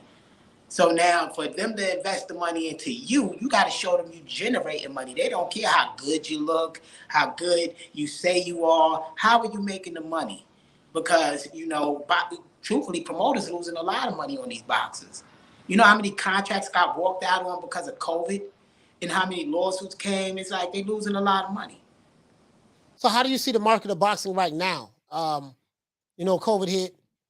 We're hearing a lot of complaints about certain fighters getting paid too much money than what they're supposed to be paid. Has nothing to do with you guys. But just where do you see boxing going at right now, in your opinion, from a growing the sport standpoint, or your son is the future. He's going to be the guy. If things work out right, you guys are going to be the one that's going to be a future champion later on down the line with a major title. So just how do you see the sport of boxing going as it relates to social media? I see Ryan Garcia, he's doing damn good. I see a lot of fighters, they're going to social media right now. A lot of the old school guys like myself, I'm up on it, but a lot of the old school guys like myself, things have changed now. So what do you see it going at in the next, let's say 3 years? I say right now, boxing is going to be booming because what happened in recessions? People want to fight. People get aggravated. People want to, they want that energy because there's so much stress built up. So when the recessions hit, that's great for boxing. Ticket sales actually go up. Viewerships actually go up if you look at the stats. So it's great for boxing, what's happening right now. And I think if the people learn the steps, even the steps that my son do, if they learn those steps and they apply those steps, they would be in a better, but they would like skip the line over a boxer that has the skill but nothing else going for him. I didn't mean to interrupt you. What advice would you give an up-and-coming fighter right now coming up in boxing? First thing is get a lawyer. You're gonna need a lawyer. You better, I would rather find a lawyer that's a manager and work out a 10% split where you get 10% on any deal, like all the deals, but get a solid manager that knows contracts very, very well, because the business is the contracts. The business isn't boxing. Boxing is the fun part. That's the icing on the cake. That's where you show off what you did in the gym for 6 weeks. But the business is that paper room. So get a lawyer. Get a lawyer. That's the first thing you should do. What else? Is there anything else outside of a lawyer? Like your team. Get a lawyer, you gotta now come up with a business plan. You gotta start an LLC. You gotta form yourself into a business, and you gotta come up with a business plan on what are you trying to accomplish. Because you can't manifest nothing if you don't first come up with it in your head. You can't bring it into the three-dimensional world if you don't go to that one-dimensional world, writing it on paper and saying, this is my plan, this is what I'm going to do. Because once you write it on paper, you'll see the flaws and say, okay, this might not work. Let me come up with a plan B just in case not. You got to lay it out. Because how are you going to lay it out to a person sitting in front of you that you asking $1 million for? How are you going to explain it to them if you can't explain it to yourself? So I would say that's the next thing to do. They got to have all their I's dotted, T's crossed, build the foundation. Form yourself into a corporation first, because you got to write off your taxes or you're never going to get rich. So after they form themselves into a corporation, sign themselves to their corporation. Now they're ready to do business, because now their corporation is handling business for them and they just a product of their business. So now when it comes down to them gym clothes, that gas fee going to the gym, all that you writing off on your taxes, so you don't have to give that to Uncle Sam, so you're keeping that money in your pocket. Working for somebody, you automatically giving up all of that. You're giving up damn near 1/3 of your earnings. But under a corporation, you keep majority of your money, and that's how the rich stay rich. So they would have to do that first. Yeah, I understand exactly where you're coming from. Again, I got a background in marketing, and you're saying all of the right things. I know you're not speaking. I understand the language. I get it. I really do get it. I do the exact same thing right now. Before we wrap this up, when is your next fight? Hold on, I know y'all got the line again. Hold on. Go ahead. All right, you're back. All right, yeah. So you're planning on having another 4 fights before the year's over with, if everything works out right? Yeah, 3, 4. Okay. Remember what I said. When you need someone that can talk that talk, you need a hype guy. I am your guy. You ain't got to look nowhere else. You see what I'm saying? You ain't got to say shit. Just call me, send for the boy, and I'm telling you, I'll be there. Send for me, I'll be there, and we're going to make it do what it do. Anybody who you having trouble getting fights with, anybody who you want to smoke with, they don't, and they're not responding or nothing like that, just call me. Okay. Oh, no. He said, yeah, we got something to invite. We got to bring you down here to one of the fights. Yeah, I got to come down, man. I got to come there and see you fight, bro. I got to come there and see you fight. I have to. Man, it's going to be good. Well, you could get on Ford, tell them to step in the ring so we could cross that bridge, since they both in Texas, and that'd be a mega fighter. Ford. He's in Ford, Philly. In Philly? Okay, bring them on down to Texas then. And let's say November. Tell him, come on, let's fight in November. Let's show people what we got. Would you fight him in Philly? We fight him anyway. I ain't going down. I heard. Why would we fight in Philly? Well, I love. We're gonna have security with us in Philly, but I heard it's wild out there. Man, we going straight. I'm telling you, I'm having police with me. I ain't fucking with Philly like that. We have law with us, but yes, we'll fight him in Philly. I'll fight him anywhere. But I don't think he's gonna move up from 126. We'll meet him in the catchweight, 133. Let's go to 133. He's bigger than he say he is. He's supposed to be fast. Let's meet. So give me before we go, give me the guys you want to fight later on down the line. You ain't gotta give me no details or nothing. Eventually you want to fight Ryan Garcia. You know, we're gonna be nice. Hi Ryan, how you doing, sir? How you doing, Ryan? Oscar, how you doing? Devin Haney, but Devin more than likely is going to move up. I don't see Devin staying at 135. I don't think he can make the weight anymore, to be honest with you. Up with Devin too. Huh? We're gonna meet Devin at whatever weight he have. Even if we fight at 135, he move up to 140.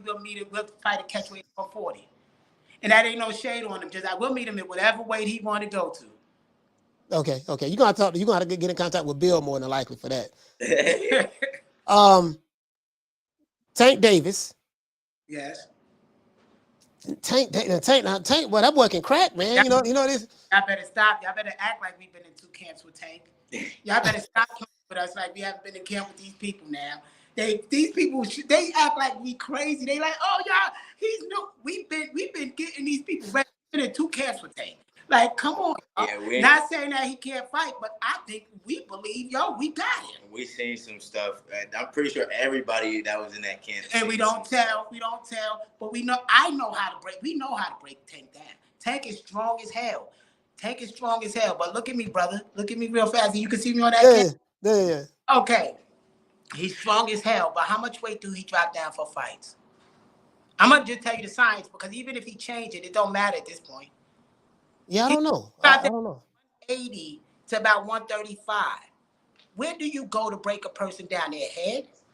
Or do you just destroy their body?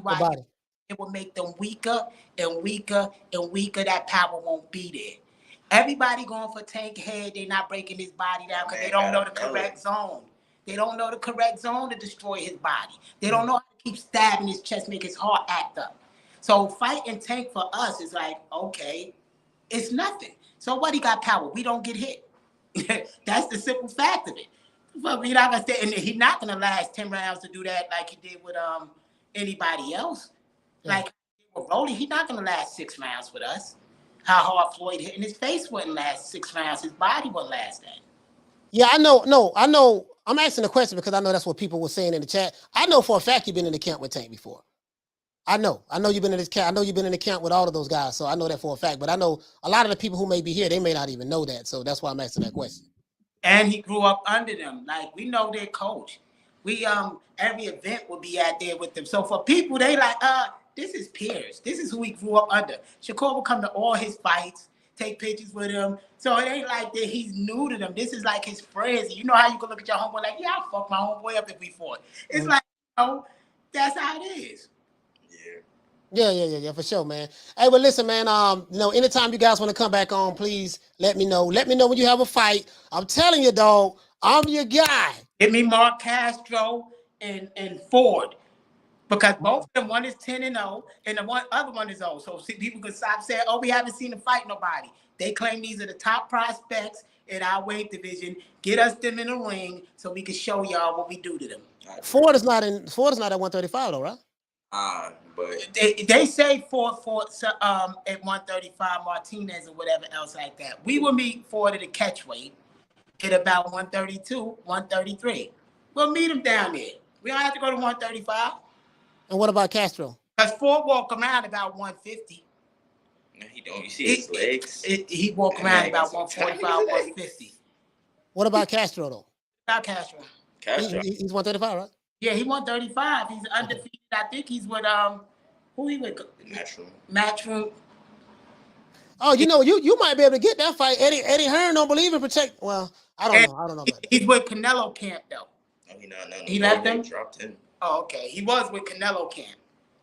Was is the key word. So I don't know. We just want to find out what's up. Let's fight all these people that's undefeated at 135 that want to smoke. Let's get it. Let's fight. We don't got to talk about it. Let's fight. All right, Pop, man. Well, listen, let everybody know how they can get in contact with you and Kid Austin, man. How they can get in contact with your son, rather. Kid_Austin1 on Instagram is the easiest way because he always on that. Then we got other social media things, but go to Instagram and you'll catch him on there. Hey, listen, I got one more thing. I need you and Ryan Garcia to do a TikTok video together. We could do that. Ryan got 1 million followers. We could do that all day.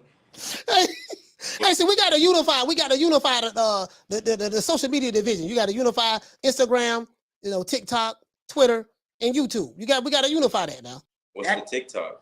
That goddamn Ryan is a genius. 1 million followers doing what he do because he's ducking fights.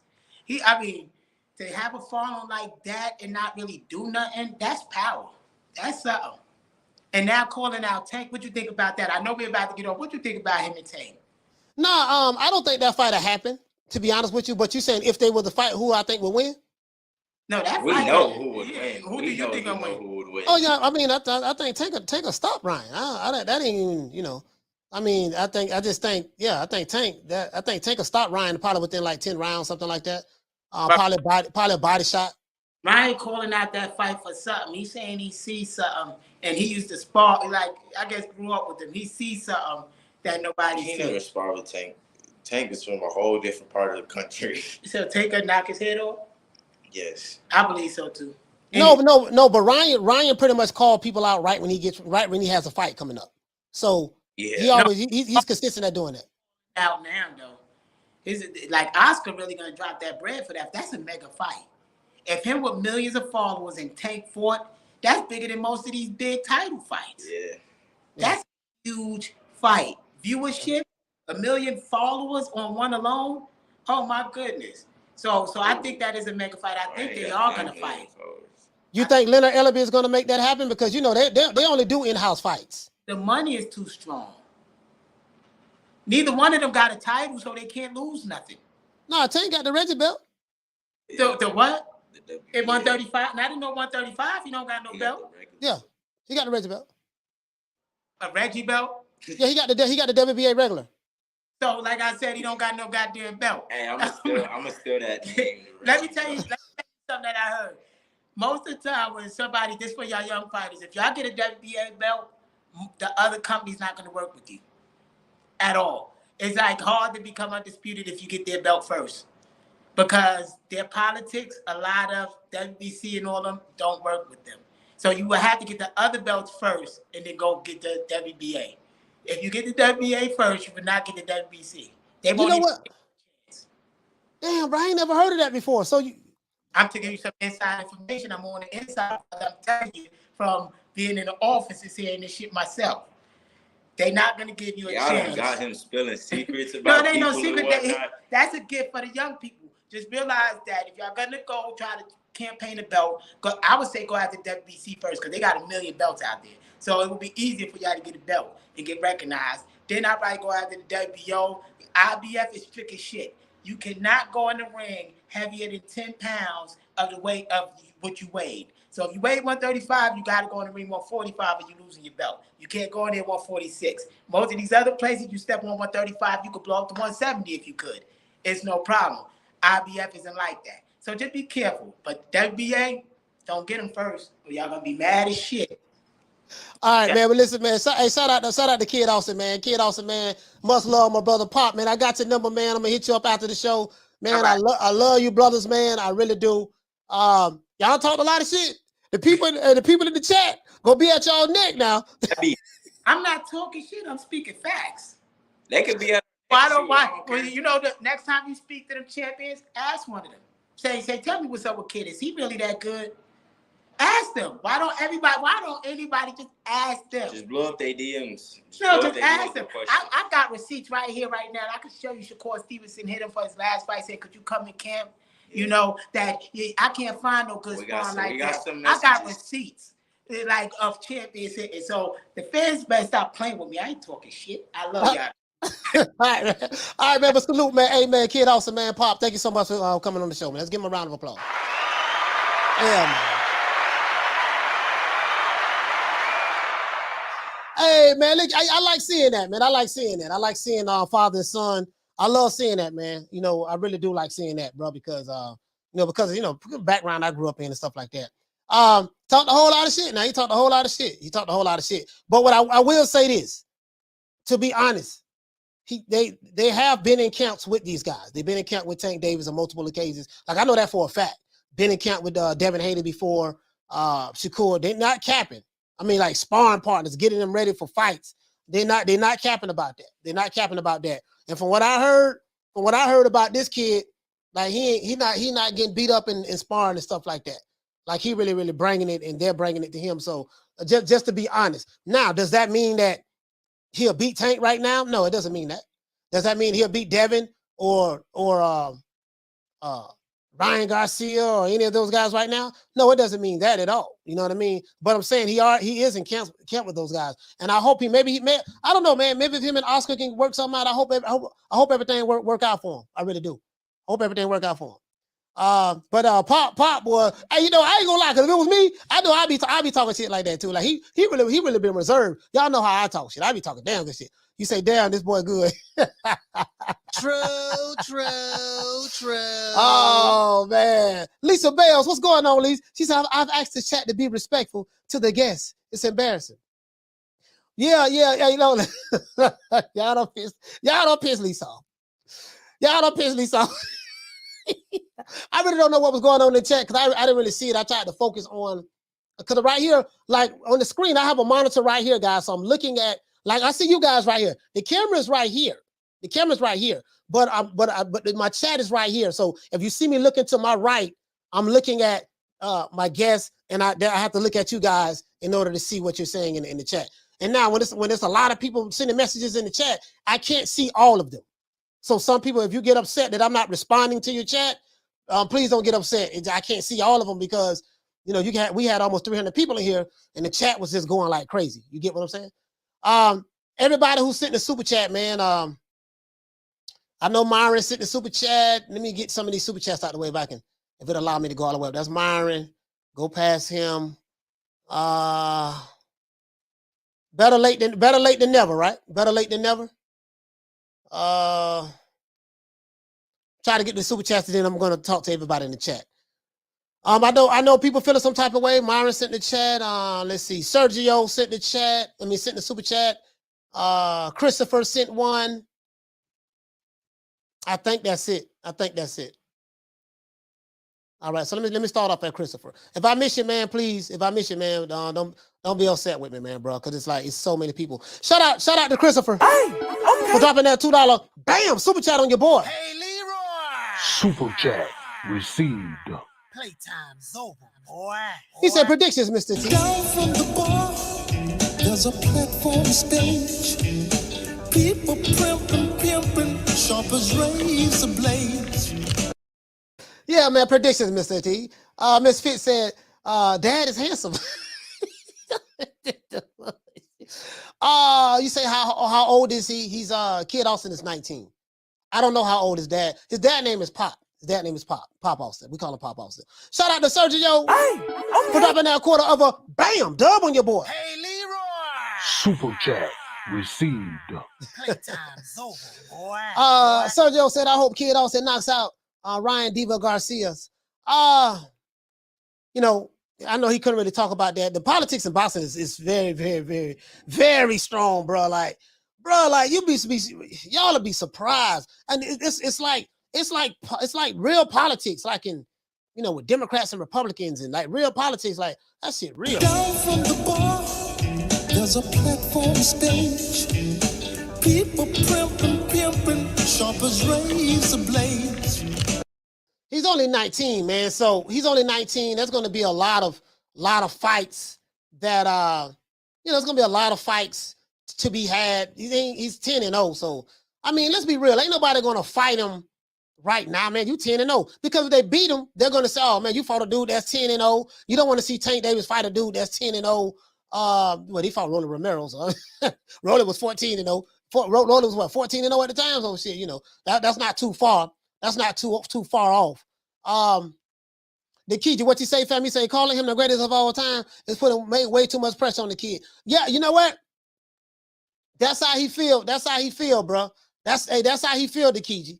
You know what I mean? He said that, his son is gonna be the greatest of all time. That's how he feel, man. You know what I mean? Like it is what it is. That's how he feel about it. You don't have to agree with it. I don't have to agree with it, but again, as I said to him, I said, man, you saying a whole lot about greatest of all time, but people gonna be like, who you fought?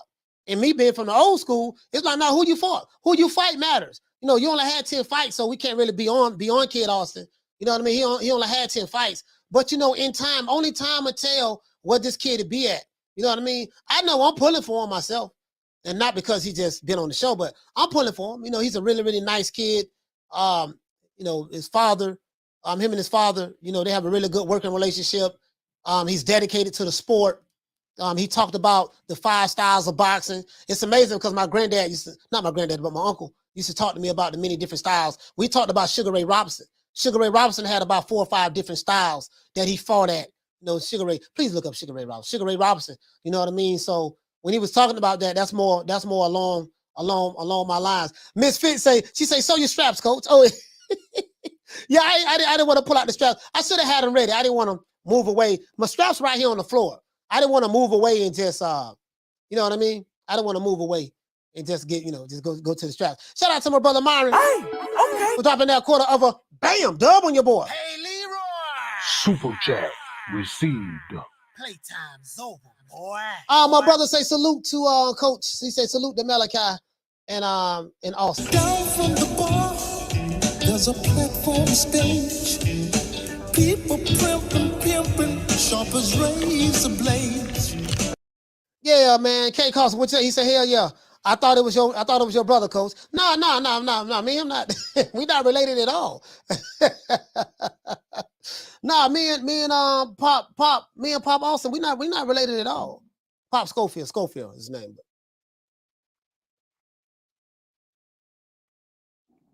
No, we're not related at all, bro. Like, I'm dead ass serious.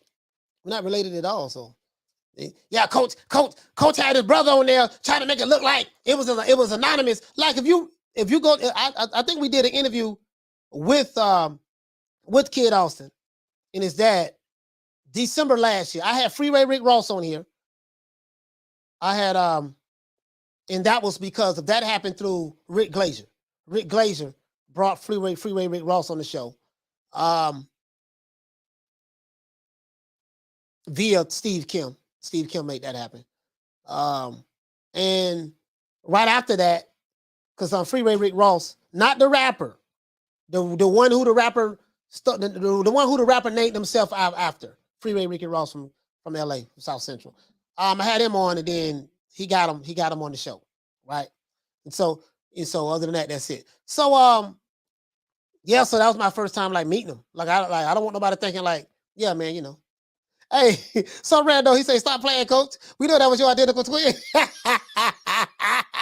Hey, you know what? If that was my identical twin, I would have met Tank Davis, Shakur Stevenson, Devin Haney, all of those guys.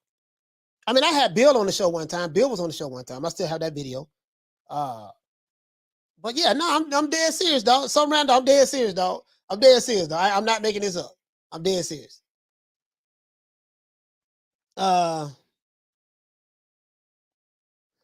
Hey, Lisa, what you say? If you don't believe in yourself, who will? Yeah, you're right about that. You got to believe in yourself. You got to believe in yourself. And time will tell, Lisa, where these young fighters will go at. Now, Lisa, me and you both know, you see what he broke down about the politics of boxing? This man said that, bruh, let's say Lisa Bales is my promoter. She my promoter. If the sanctioning body don't like Lisa, they're not going to even want to deal with me. It's going to be this is why you see certain fighters, they take certain routes to become someone's mandatory in order to fight for a title. A lot of the stuff that us boxing fans don't know is that you know, it's not as simple as, okay, I'm a fighter. I'm going to keep fighting and winning. Once I win, I'm going to automatically get through the rankings because the sanctioning bodies see me. They see that I've been winning. They're going to put me in the top 10, move me up the ladder, then I'm going to fight for a title. No, it doesn't work that way. It doesn't work that way. It doesn't work that way. You know what I mean? It doesn't work that way, fam. I hate to say it, like, it doesn't work that way. It doesn't work that way at all.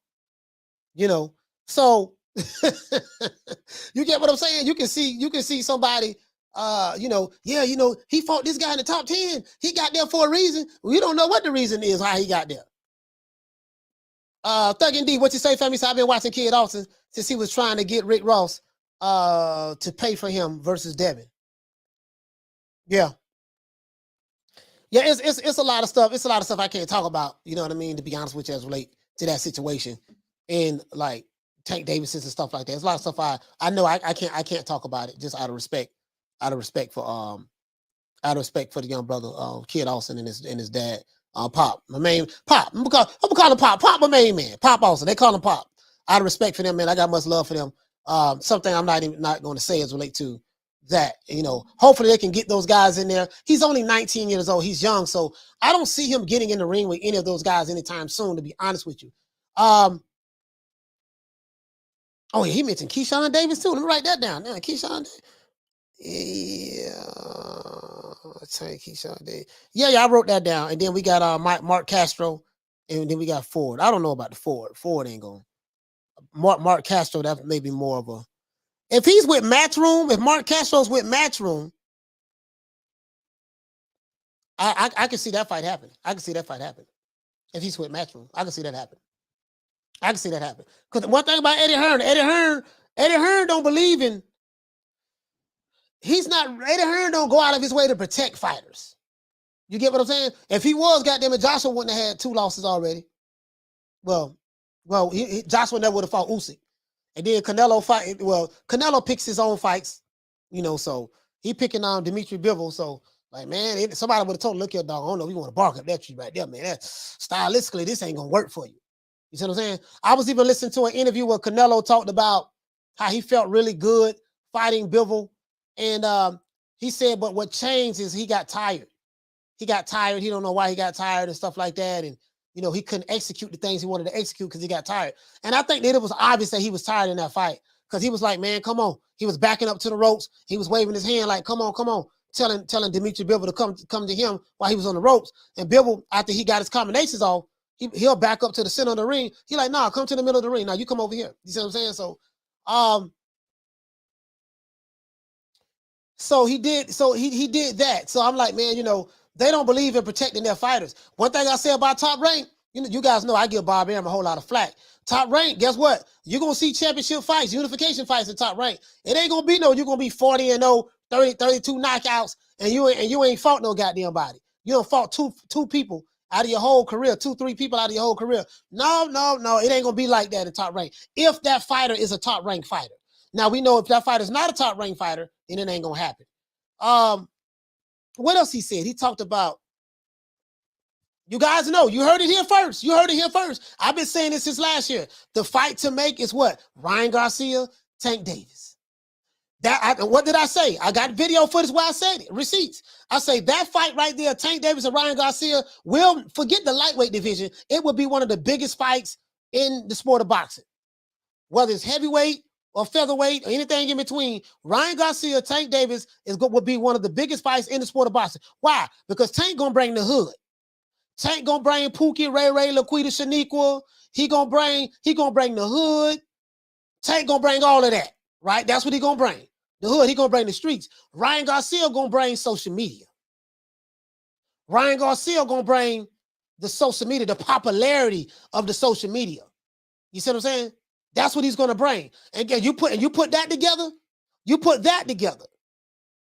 It's a recipe for. But Leonard, this is the thing too, guys. Like Leonard Ellaby, him and Oscar, like I don't know. Now Oscar said he would make that fight, but the thing is, I don't. The Leonard guy, like I don't know, man. Like I understand you make in-house fights. But you have a fashion of Tank Davis fans. Not the radicals, because Tank does have some radicals, but I'm not talking about the radicals. But he has a faction of his fans. They want to see him fight these other top fighters. Those guys may be the one to push the envelope on this. Man, look here, man. Look here, we tired of this. Okay, he's 27-0, 28-0. Okay, fine. It's time to get a big fish in there, a big name in there. Ryan Garcia gonna be there for the picking. I hope that fight can happen, dog. I mean, for the sake of boxing, that'll be very, very good if that fight happened, man. Bro, for the sake of boxing, bro, man, Tank Davis and Ryan Garcia, I got Tank stopping them. I ain't gonna lie, I got Tank stopping right now. I know Ryan Garcia fans gonna be mad, but I got him stopping them. I got him stopping them because the footwork. Tank got some of the best footwork in boxing. When I think of footwork in boxing, I think of Tank, Lomachenko, Gary Russell Jr., Cool Boy Steph,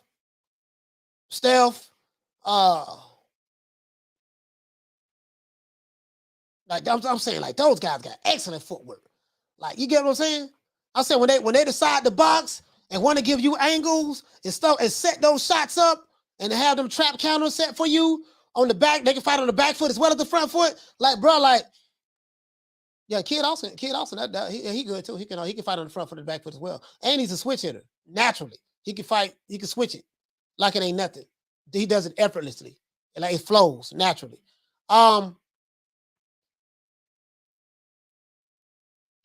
That's the fight, dog. That's the fight. That's the fight, man. Damien, what you say, fam? You say like me. Yes, sir, like you. Hey, Damien, that's the fight, bro.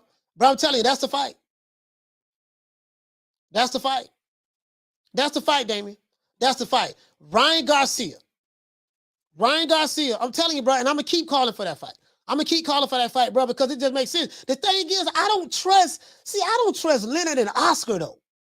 I don't trust Leonard and Oscar, man. Like, and I don't trust Ryan Garcia because Garcia, he has a habit of calling fighters out, but he does it every time he gets ready to have a fight. He calls people out. And it's kind of hard to take a guy serious who pulls out of a championship fight. You get what I'm saying? So I can't even, if that fight don't happen, and this is in defense of Leonard Ellaby.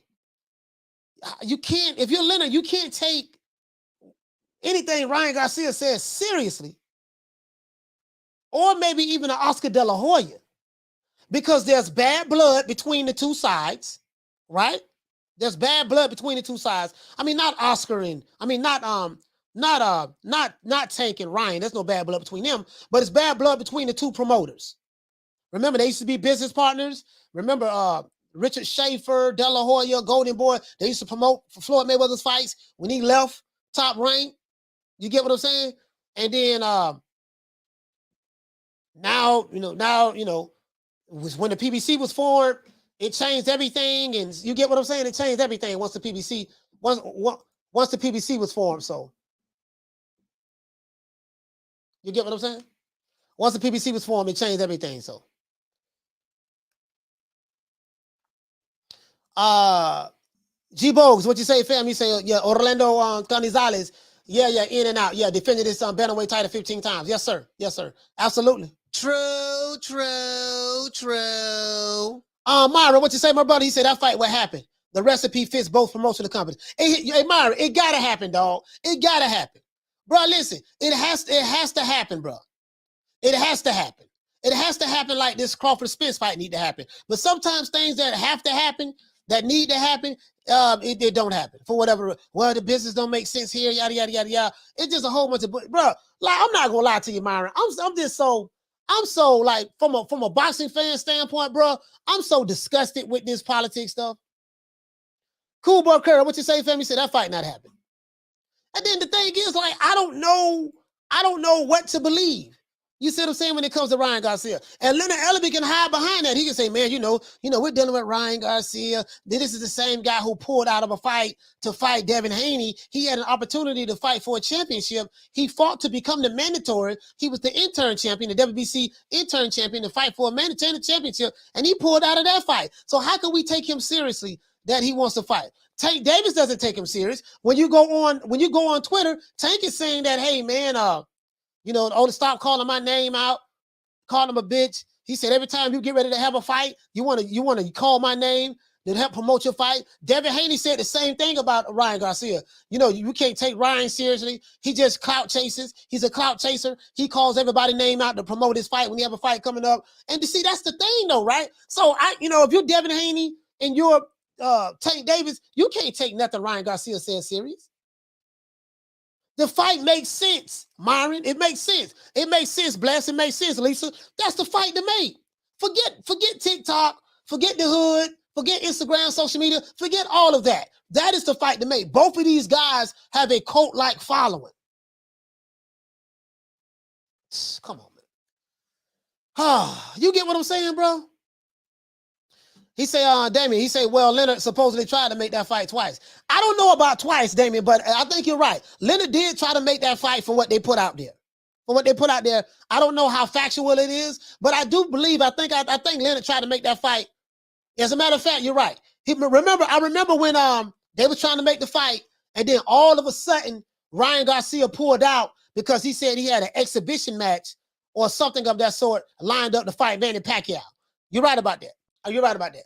They was set up to fight each other, and then Ryan Garcia said something about he's going to fight the living legend Manny Pacquiao, and that never happened. That never materialized. You're right about that. I remember that. You're right. So hey, that's it right there. So if you're Leonard, Damien, how can you take Ryan Garcia seriously? How can you take Oscar De La Hoya seriously? You get what I'm saying? How? He said Oscar and Ellerbe could do a coke off. The Boston scientist. Thug D, you say Ryan had Mike Tyson dancing for this fight, and he pulled out. Man, there's a whole lot of you get what I'm saying, dog. Like shout out to Jugs for dropping that $2. Bam, super chat on your boy. Hey, Leroy. Super chat received. Playtime's over, boy. What you say, fam? You say Coach hit that Adrian Broner. You talking about hit the AB? Hit the AB. Where AB at? AB. About billions. Shut that soft ass shit up. And the best man Shut that that's some soft ass shit. Shut that soft ass shit up. All that soft talking. I know you can do it, man. You got the man, shut that soft ass shit up. Now the good thing I say this. I say this, fam. Ryan Garcia is fighting twice. He's fighting Javier Fortuna. Javier Fortuna ain't nothing to play with, but I don't know what he has left in the tank, whatever. I don't know. This will be twice Ryan Garcia's fought this year. Tank Davis is going to fight twice this year. Pretty sure he's going to have another fight lined up. Hopefully. Man, that fight got to happen, dog. Because don't nobody want to see Tank fight no Isak Cruz again. Even though I know his trainer did say that, Calvin Ford said that, yeah, man, we the only one I want to fight. I want Isak Cruz because we made him a star. Like, for what? For what? Tank already said, goddamn it, that hell no, he don't want to fight that dude again. Shout out to the Queen Deborah Booker. Hey, for dropping that quarter of a bam, dub on your boy. Hey, Leroy. Super chat received. Playtime's over, boy. Deb, what you say, Deb? Shout out to my sister. She said I'm a little contribution to the show. I appreciate your work. Thank you so much. Down from the bar, there's a platform stage. People pimping, sharp as razor blades. You get what I'm saying though? Like, bro, like it just don't. And like it racks my brain. I'm sitting here right now on this show talking to you guys, and it racks my brain. I'm like, dude, you shouldn't have any money issues. Leonard say it has to make sense, right? Okay, then what this has to make sense. Ryan pulling 15,000 plus to come see him fight Emmanuel Tago. Tank Davis did 18,000 plus to see him at New York to see him fight doggone Rolly Romero, a guy who had 14 wins, who's more known for being a troll on Instagram than a fighter. He's not respected in boxing as a boxer. I'm just saying, Big Rolo. I like Big Rolo. I'm the one gave him the name Big Rolo. But let's be realistic. He's not a boxer. Rolly Romero is a judo wrestler. He's a judo wrestler turned boxer and an internet troll. That's what he is. Let's be honest. This ain't no hate or shade on Big Rolo. I like Big Rolo. I got a lot of love for Big Rolo. But let's be real. This man is an Instagram troll, and he's a judo wrestler that was converted from judo to boxing.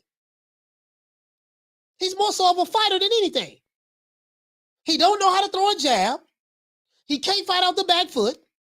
He can't fight off the front foot. He really don't know how to cut the ring off. There's no such thing as defense when it comes to Rolly. Head movement is terrible. You know, come on, man. You know, so I mean, this is no shade on Rolly. Much love to you, Big Rolo. Much love to you, but I'm just calling the way I see it. So if you can sell Tank fighting a judo wrestler and a troll that was been converted to a boxer and do 18,000 plus at the Barclays Center, and you can sell Ryan Garcia fighting a brother from Ghana who no one never heard of before, Emmanuel Tago. Never heard. He don't have a fan base at all outside of Ghana. All right, shout out to the great Azuma Nelson. True. But he had 15,000 plus come see him fight this guy in San Antonio. What the hell you think Tank and Ryan Garcia do?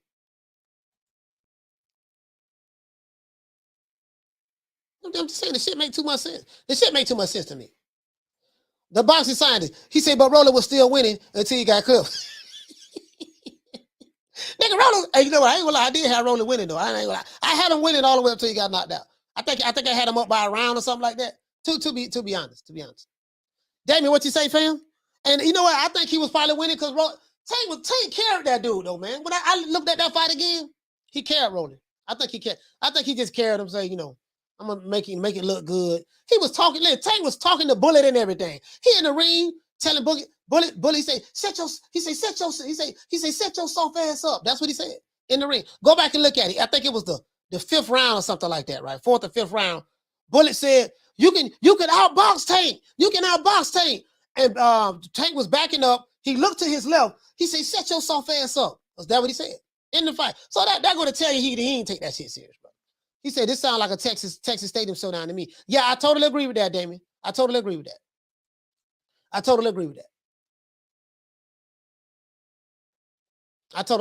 As a matter of fact, we got about 20 minutes. We're gonna rock 20 more minutes on the show. Let me just drop the phone line. Do we got the lights up? Oh, we got yeah. Let me drop the line, let anybody want to call in, man. That's the least I can do. Phone lines open 530-494-9636. We're gonna rock out. We're gonna end the show in 13 minutes, but I'm gonna let everybody call in. Anybody want to call in, y'all call in. This shit just make too much sense, bro. Make too much sense. Bro, the man gave us some game about these sanctioned bodies. So you heard what he said? If you get the WBA belt first, you could forget about trying to go to other routes. That's my first time ever hearing that. You know what I mean? I'm dead ass serious. So he just gave us some inside information. You know, so sources say. You know, we probably make a whole new show about that. So sources say, according to reports, rumor has it. You know what I mean? According to sources, you know, we cannot. You know, we ain't gonna put no name out there. But according to sources, and we'll just say that no names. We ain't gonna put no names out there. According to sources, you know what I mean? The sanctioned body politics is crazy. You know what I mean? So shit, if I try to get Shawty Big Nuts, I'm trying to get Shawty Big Nuts on there. You know, I got a whole roster right here. I got my roster. I got Shawty Big Nuts, Poke Chop Willie, Hobo Sam, Stinkerlanker, Chico Stick, Hog Head Cheese, Ham Bone, and Neck Bone. You see what I'm saying? Pele and Umbe. You know what I mean? Yeah. And my homeboy nigga Charlie. Yeah, man.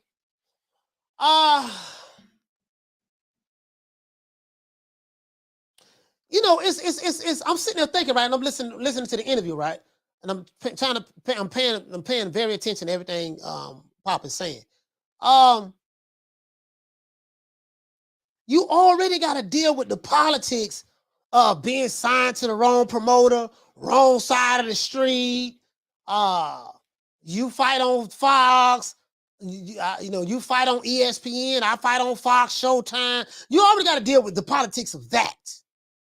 Then you got to deal with the politics of sanctioning bodies politicking with each other. That's just too much politics, dog. That's just too much politics. Too much politics. Caleb say Poke Chop Willie.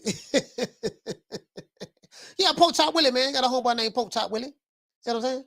Bless, what you say, sis? She say, Coach, the ops over here trying to bribe me with food. True. Hey, here you go. Hey, here you go, man. Come fucking with me, you gonna get knocked the fuck out. I'm a knockout artist, baby.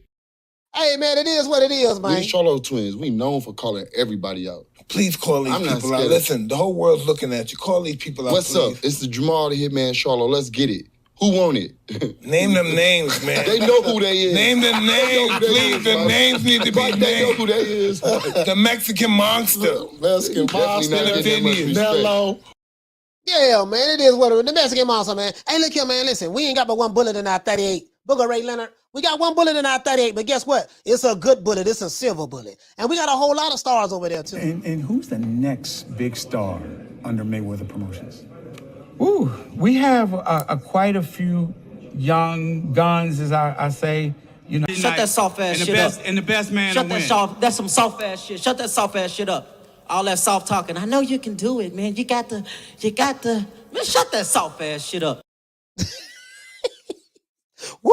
Who you got over there? Woo! God damn! How the fuck he asked me a goddamn question, man? Hold on, my publicist told me that they wasn't gonna ask that kind of question. We got a call calling in, guy. I got a call calling in. Hold on.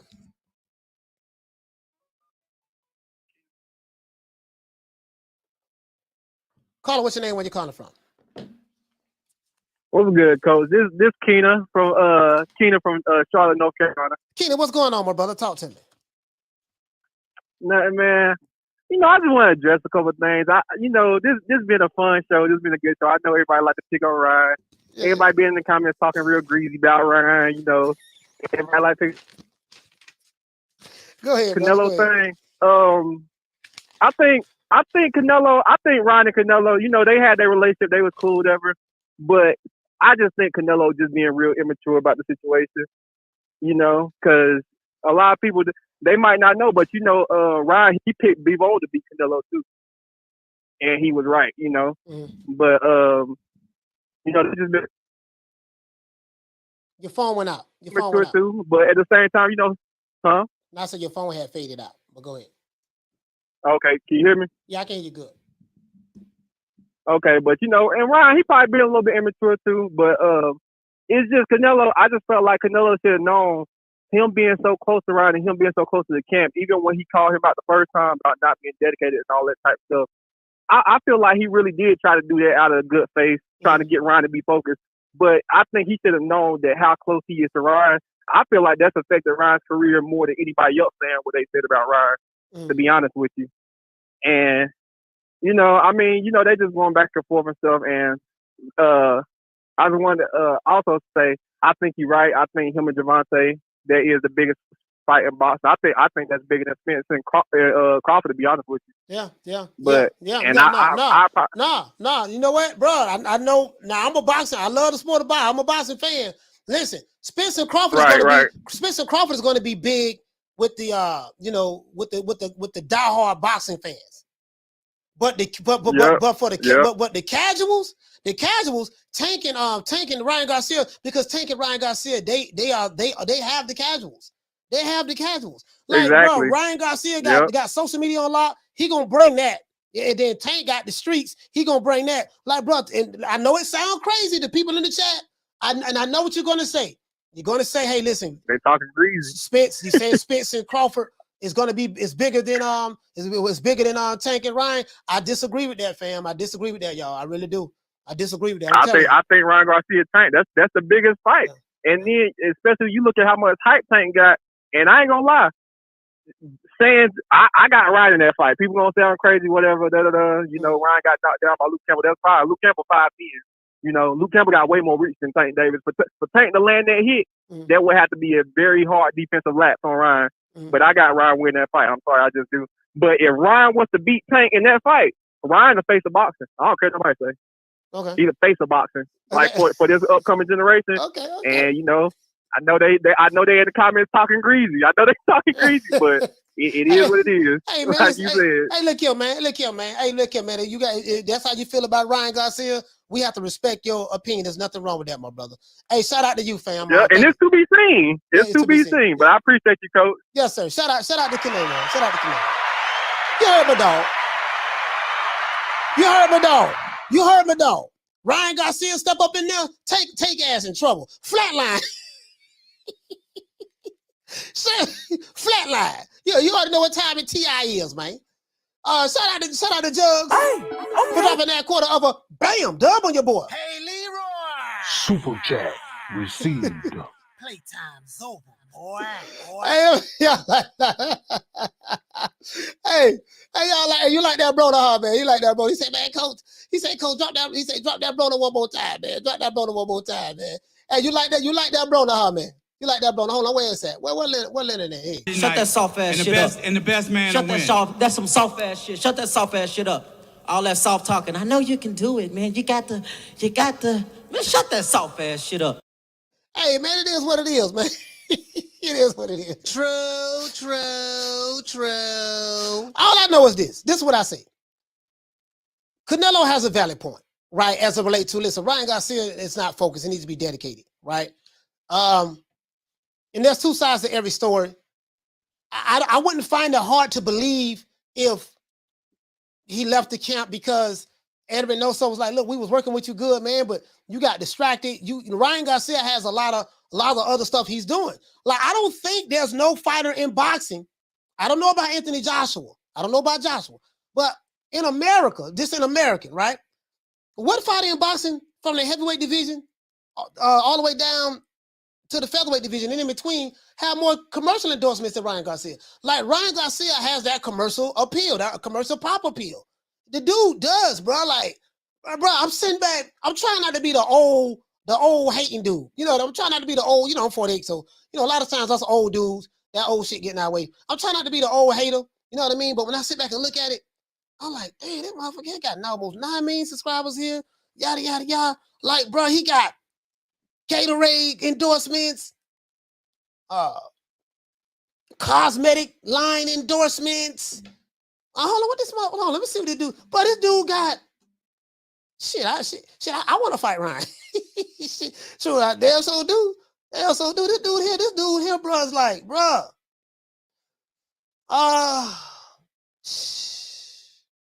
Bro. Man, the man, I'm looking at it right now, bro. I'm looking at it right now. This dude here, man, like, he got a bobblehead stepping into the ring is Pop. Ryan, pre-order. Bro, look at this shit. Hey, bro, look at this. The man got his own bubble. I got one of these too. Look. See? Hold on. Y'all look. See, I got me one right here. I got me one right here. See, I got me one right here. Damn, he got his own goddamn, he got his own little toy, little boxing. God damn. Shit. Damn, okay. Don't say Gabbana. Yeah, don't say Gabbana. Bro, look here, man. Hey. The man, God damn, this boy here got, shit, Tank ain't got none of this. I mean, Tank got the hood, but that's about it. He ain't got none of this. Shit, bro, it don't make sense. You got to bring these two worlds together. Tank gonna bring the hood, and Ryan gonna bring the social media. I don't know how he got these endorsements, though. You know what, though? Hey, listen, all jokes aside, right? All jokes aside, right?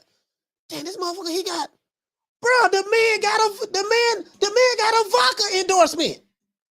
Bro, look, the man got a vodka endorsement. 1,800. What the hell? Oh, hell no, man. Shit. Leonard, no better make this fight happen, man.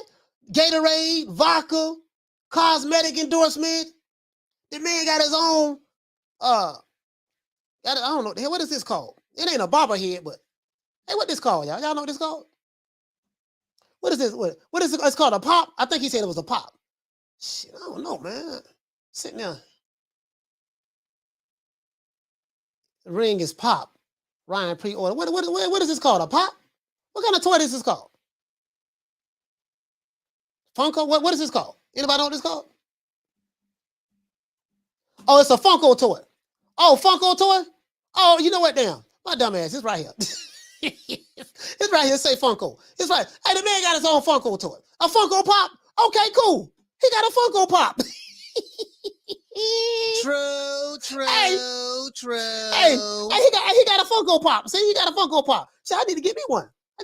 Shit. I need to try to get me one. Shit. I'm talking about get one to look like me. Yeah, hey, listen. The man probably make more money out of the ring than he do in the ring. And that's probably why Eddie Reynoso and them ran him off the block. They like, man, look here, man. Hey, look here, man. I mean, listen, man, Canelo, man. You know, Canelo, man, look here, man. I know you like this kid. I know you like this kid, man, but this kid is just doing too much. He doesn't want to train. Every time I turn around, you know what I mean? You know, and now he's saying he wants to leave. You're begging me not to leave you, and I refuse to let you go. Now he's saying he wants to leave, man. You know what I mean? Like I'm trying to train him, and he's showing up the training. He's showing up the training late. You know what I mean? I'm sitting. He got me waiting a whole hour before he walks in the door. I have other fighters to train. You see what I'm saying? Man, who this little young whippersnapper running all up into my combo? Look at you. You're all wet behind your ears. Breath smelling like Similac. Man, you better go home before you get your little thick ass tossed up. Man, look here, man. All I know is this here. I don't know how he getting it, but he doing it.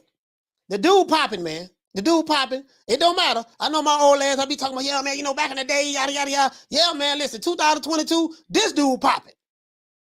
This dude popping right here, 2022. As a matter of fact, social media, this dude popping on social media. You know what I mean? And the man, forget social media. This man got corporate endorsements, multiple corporate endorsements. I don't know how many. I'm gonna have to look up and see how many endorsements he had. Listen, if Leonard Ellaby, I'm finna talk. Let me talk to Booger Ray. Booger Ray, I want you to look at me, Booger Ray. Booger Ray, I want you to look at me. If you smart, if you and Floyd Mayweather is smart, and I ain't saying y'all dumb. I'm not saying that at all. What's gonna make Tank Davis a crossover star? Because I know you say Tank is a star. Yeah, he's a star in the hood. When it comes to the hood and the gangbangers and the drug dealers, yeah, he's a star there. You know what I mean? But if you want to get him here, because we see the demographics that show up at Tank Davis's fights. You know what I mean? If you want to get him here, the crossover, you know what I mean? You're gonna have to fight Ryan Garcia. Ryan Garcia reminds me of Oscar De La Hoya back in the day. If anybody used to watch boxing in the 90s, Oscar De La Hoya was branded the Golden Boy. He was the Golden Boy. Oscar De La Hoya was that guy, period. You know, of course, you had Mike Tyson, stuff like that. You know, Oscar De La Hoya was the Golden. Everybody wanted to fight Oscar. You was going to get your biggest payday fighting Oscar. Now, of course, you know, everything always went his way most of the time. You know what I mean? But Oscar, I'm saying from a marketability standpoint, Oscar De La Hoya was the Golden Boy. He had the boyish looks. He was like the pretty boy. He was like the pretty boy. A lot of the Mexicans from Mexico did not like Oscar De La Hoya. I'm telling you some real shit. Anybody who been watching boxing know what the hell I'm talking about. A lot of Mexicans in Mexico didn't like Oscar De La Hoya, especially when he beat Julio Cesar Chavez. I think when he beat Chavez, they were like the F him. You know what I mean? Oscar was looked upon as a gringo. You know, he was a mutt. He wasn't, you know what I mean? Because he wasn't from Mexico. He's from East LA. You see what I'm saying? But Oscar De La Hoya was that guy. And it looks like when I see Ryan Garcia, I'm starting to see that aura, that 90s, that 90s De La Hoya feel. You get what I'm saying? I'm starting to see that, bro. I'm like, you know what, bro? This what's going on. This what's cracking lacking. This what's cracking lacking.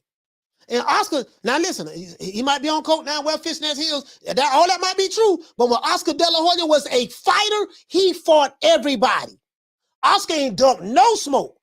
Say what you want to say. No matter how you feel about Oscar De La Hoya or not, I'm telling you, if you know anything about Oscar De La Hoya, look at his resume. The man fought everybody. He fought everybody. He fought everybody. He ain't ducked no smoke. He ain't ducked no smoke. True, true, true. Oscar fought everybody, dog. Oscar fought everybody. Damn skip it. He did that now. He did that. He did that. I was an Oscar De La Hoya hater at that time. I'm not going to sit here and lie to you guys. I was an Oscar De La Hoya hater. You know what I mean? But I felt like he always got the benefit of the doubt in close fights. I felt like Ike Cortez beat him. I felt like Pernell Whitaker beat him. You know what I mean? And that's how I felt. You know what I mean? He was always, you know what I mean? The judges was always on his side, and you couldn't beat him in Vegas. You know what I mean? I always felt like that. Always felt like that. I'm dead ass serious. I was happy when Sugar Shane Mosley beat his ass twice. You know what I mean? I was happy when Tito Trinidad beat him. You know what I mean? I was happy when Trinidad beat him. When Trinidad gave him his first loss, I was happy when Trinidad beat him because I was mad at the fact that my main man Pernell Whitaker talking about unanimous decision. He got robbed. I felt like he got robbed. You know what I mean? I didn't like that. And then when he beat Chavez, I think he made Chavez retire on the stool. Chavez didn't even come out, and the Mexicans turned on him from there. Once you can't beat no Chavez now. You beat Chavez. You beat Chavez. That's it. They done with you. You know, Chavez is, the Mexican family. They were like the hell with Oscar. They hated Oscar. They looked at him as a gringo. They didn't even look at him as a real Mexican. Ike Cortez, I felt like, Ike Cortez got robbed. You know what I mean? I felt like that. I was happy when Sugar Shane beat him. You see what I'm saying? I ain't gonna sit here and lie to you. I was happy when Sugar Shane beat him. You know what I mean? Shit, but Oscar fought Sugar Shane. He fought Sugar Shane. He fought Ike Cortez. He fought Trinidad. He fought Chavez. He fought one of my favorite fighters from Puerto Rico, Hector Camacho. He fought Camacho. Who else he fought? He fought Arturo Gotti. He fought Fernando Vargas. He fought Vargas. Fought B-Hop. B-Hop started with a liver shot. Fought Manny Pacquiao. I mean, bro, like, and then of course Floyd, he fought Pretty Boy Floyd. And then when Floyd beat him, that took him to the next stratosphere to be Money Made. That's when he made the transition. Yeah, you say, bro, hey, say what you want to say about Oscar. Say what you want to say about Oscar. His personal life, but his boxing life, boy fought everybody. True, true, true. Boxing, the boy fought everybody. The boy fought everybody. Oscar did that. He ain't ducked no smoke. It doesn't matter how you feel about him personally. From a boxing standpoint, he didn't duck no smoke.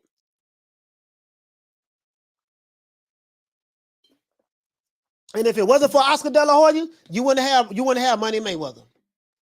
I know the Floyd Mayweather diehard loyalists don't want to believe that, but if it wasn't for Oscar De La Hoya, you wouldn't have no Money Mayweather.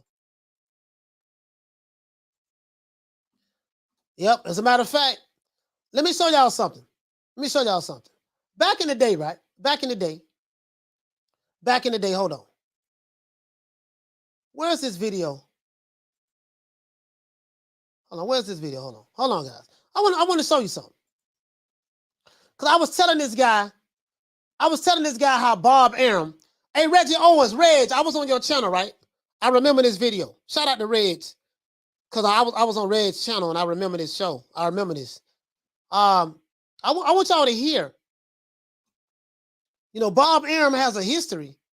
Just how he talk about it. How he talked about, like Bob wasn't crazy about Floyd like that.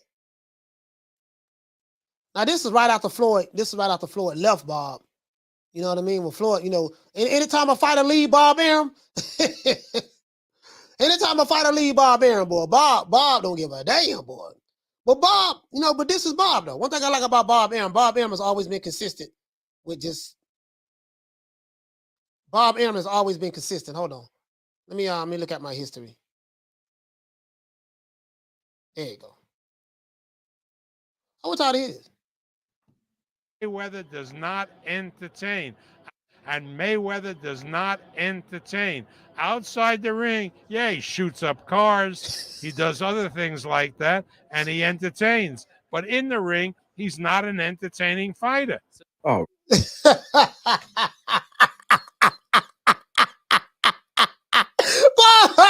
I see this video. I was already on his page. I remember. It's funny because I remember this. I was telling people, I say, Bobby, just shut up, bro. I need to go to the videos. I need to pull out the videos where Bob used to talk shit about Floyd Mayweather when Floyd was signed to him. Nah, this kid is not a draw. He can't sell. Like the same shit they said about Terrence Crawford, right? He used to say the same thing about Floyd Mayweather. He said Floyd wasn't a draw. Floyd couldn't sell. And truth be told, Floyd Mayweather didn't do good pay-per-view numbers. He didn't do good pay-per-view numbers. Arturo Gotti, my main man name, Zab Zuda. Look at Floyd pay-per-views. He wasn't doing the numbers that Oscar De La Hoya was doing. Oscar De La Hoya doing some numbers. The Oscars. There was the other fighters who was doing good numbers. Floyd wasn't, and this ain't no shade. Like, this is the truth, dog. Like, if you go back and look, prior to Money Mayweather, look at this man's pay-per-views. And Bob Arum, when he was signed with Top Rank, and Bob, I think towards the end of their relationship, business relationship, Bob started shitting on Floyd real hard, man. Shout out to Texas Bulldog for dropping that $2. Bam, super chat on your boy. Hey, Leroy. Super chat received. Playtime's over, boy. He said, Asa Chicano, I can confirm. And Ryan admits he's ducking 135. Okay. Here go some more. Hold on. Here goes some more. Hold on. I'm gonna let y'all hear the rest of this shit. Bob been talking shit about Floyd.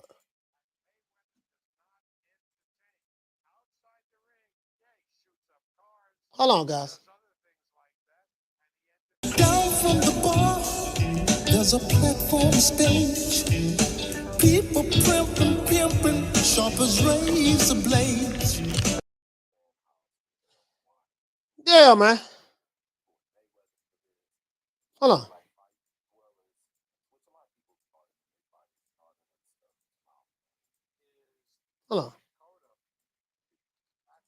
Now, check this out.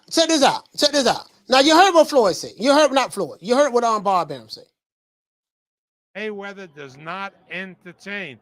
Outside the ring, yeah, he shoots up cars. He does other things like that, and he entertains. But in the ring, he's not an entertaining fighter. So remember they were saying about Devin Haney, Devin Haney, his style boring, this and that. This is what Bob Arum was saying about Floyd Mayweather. Floyd was stopping people. Dog. He was stopping people, that pretty boy Floyd. But you hear Bob talking trash. He said Floyd wasn't entertaining, this and that. So it is what it is. I'm just letting you know this is what was going on now. This is Bob back then, right? Let's continue. This is now his fighter. Now this is right after Floyd left Bob though. Once you leave the Bob father now, Bob don't give a damn. But Bob was shitting on Floyd prior to that. This what he does. Hold on. Let y'all hear some more. Off, man. Let me hear some more. Pacquiao and Cotto is the best fight that can be made from a action standpoint. Mayweather is a tremendous talent. The real problem with Mayweather is, we used to call it years ago, a fighter who stinks his opponent out. He doesn't engage. He's a great defensive fighter. People don't want to spend money watching a defensive fighter. That's the problem. Now, it may very well be that a Pacquiao-Mayweather fight can be built up and people can talk about it. But in my heart, I know this will be like a hunter running around a ring looking for a deer. And that's not boxing. Now, he predicted in 2008 what the Mayweather-Pacquiao fight was going to be like. Let's hear it again. Let me see what he said again. Hold on. That's the problem. Now, it may very well be that a Pacquiao-Mayweather fight can be built up and people can talk about it. But in my heart, I know this will be like a hunter running around a ring looking for a deer. And that's not boxing. I mean, Mayweather will not engage his opponent, and that makes a stinking fight. And if people are being asked to spend $50 to watch it on pay-per-view, I can see they would have a reluctance. Now, when he did big numbers when he fought Oscar, but it was Oscar and he conned the people. I'm going to go out and I'm going to knock him out. People know Mayweather now. They know the son of a gun doesn't fight. He fights scared. Now, that's okay. I don't want to demean it. If this was like a pitcher, who... So you heard what he was saying this in 2008. He said, yeah, he beat Oscar. He said, but that was because of Oscar. And that was true, because of Oscar. Oscar was that guy. He said, yeah, Floyd entertains outside of the ring. He shoots up cars. That's when he shot up his baby mama car back in the day. He got mad and shot up his baby mama car. Him and his kids' mother used to have issues and stuff like that. Floyd had a couple of run-ins with the law and stuff like that. And he predicted. He said, man, if him and Manny Pacquiao fight, you heard what he said. He said this in 2008. He said this in 2008, dog. And I got some other videos I need to pull up where I can let you hear what he was saying when Floyd was signed to him. Floyd couldn't sell. His pay-per-view sucked. He's not a star. This, that, he was the same shit he said about Terrence Crawford. Outside of I can build a mansion in Beverly Hills with the money I lost, because he still ain't showed that he lost money. Just because he said he lost, don't mean he lost. You got to show that shit in the receipt. But that's neither here nor there. He was saying that same shit about Floyd. That video footage don't lie, bro. He was saying that same shit about Floyd. Oh, shout out to Lisa Bell. She said he stays in the pocket. He stays in the pocket, and people can barely hit him. Hit him right, Bob. Yeah, Lisa, this what he was saying. Lisa, you remember? This what he was saying back then. That man, bro, this what he was saying back then. And if you know anything about Pretty Boy Floyd was beating the brakes off of people. He sat in the pocket. Now, could they hit him? No, they couldn't hit him. He had very quick, fast reflexes. He wasn't dancing around the ring when he fought Arturo Gotti. He wasn't dancing around the ring when he fought Canelo Alvarez. Shit, when he fought Canelo Alvarez, Floyd was more so of a flat-footed fighter at that time. Hell. All the other dudes, all the other cats he fought when he was Pretty Boy Floyd. To me, the best Floyd Mayweather was when he was a super featherweight, 130 pounds. 130-pound Floyd, I don't see nobody beating him, bro. I don't know. I think he would have gave the great Salvador Sanchez run for his money, boy. You know, Salvador Sanchez is my favorite Mexican fighter of all time, period. Hands down, even more so than Chavez. It's Salvador Sanchez for me. But that's neither here nor there. That's neither here nor there. But yeah, Bob, it's other, but that's what Bob was doing. This one Manny Pacquiao was signed, he was with Top Rank. He was saying, look, man, in my heart of hearts, this is what it's gonna be like. What did people complain about when Floyd and Pacquiao finally fought? What did they say? What did they say when they finally fought? Man, this fight ain't nowhere near what I thought it was gonna be, man. This fight ain't nowhere near what I thought it was gonna be. Remember that? Man, this fight, man, Floyd was, they made the fight. He made the fight boring and all that stuff there. Bro, I got the video footage, bro. We're gonna do a show and talk about this and just do a comparison. We're gonna do a show and talk about this. Caller, what's your name? Where you calling from? Hey, what's up, Coach? This is Adrian from Dallas. Adrian from Dallas, talk to me. What's up, Coach? We talking about Floyd right now, right? Yes, sir. Yes, sir. Okay, good. So the thing is, it took Oscar de la Hoya to make him. I mean, he had to have a good dance partner to be this top pay-per-view star that we're talking about, Floyd. And everybody forgets. A lot of people think that that was Floyd. You know what I mean? His pay-per-view. It wasn't his pay-per-view. Oscar de la Hoya was on top of that. The name came first. You know what I mean? So even before that, what people thought that? A lot of people now at this time, now we look in the future. Oh yeah. And they think that Floyd's always been this pay-per-view star, all this and that. But to be real with it, I mean, Floyd was never really a real pay-per-view attraction compared to what he was before he took that dance partner, which was Oscar de la Hoya. Yeah. Because Oscar had so many pay-per-views that he had a lot of good pay-per-views. You know, so that's why he wanted to fight Oscar De La Hoya. He didn't want to fight Oscar De La Hoya for legacy. He wanted that money. You know what I mean? Everybody wanted to cash out with Oscar De La Hoya. Even Manny Pacquiao, you know, he took that fight too.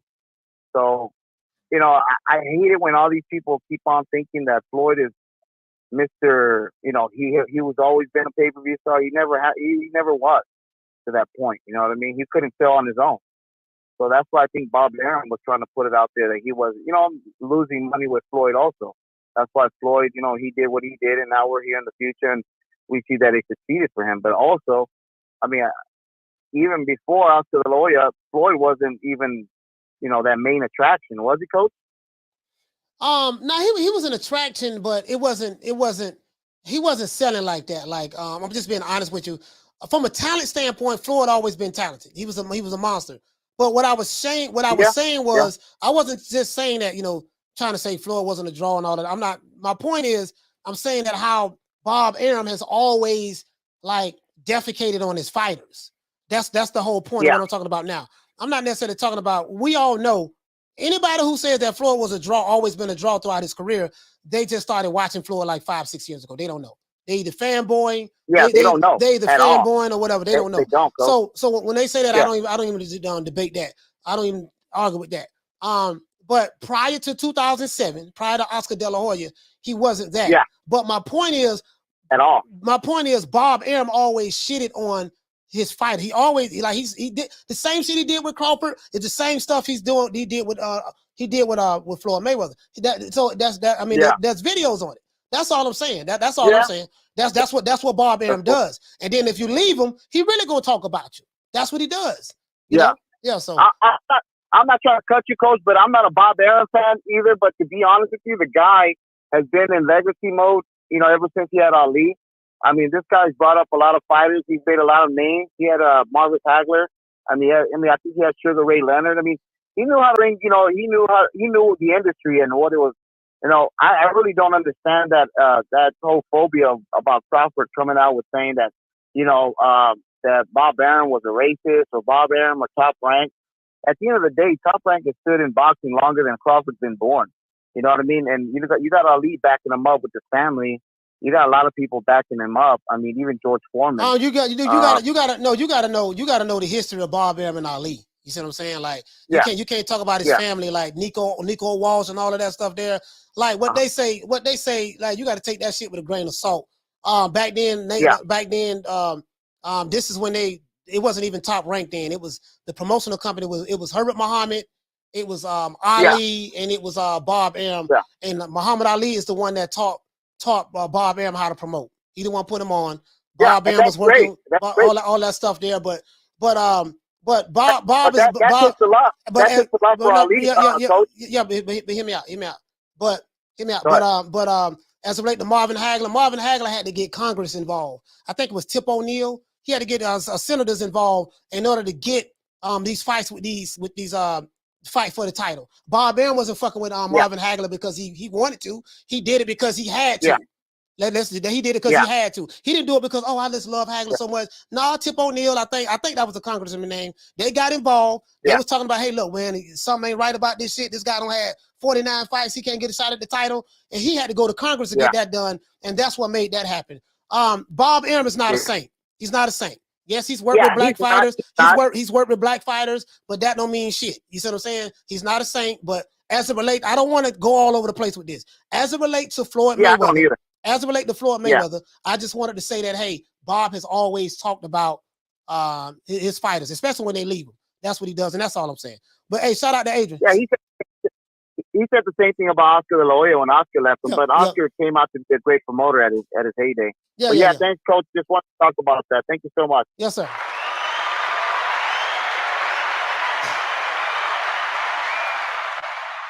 Let's give everybody a round of applause.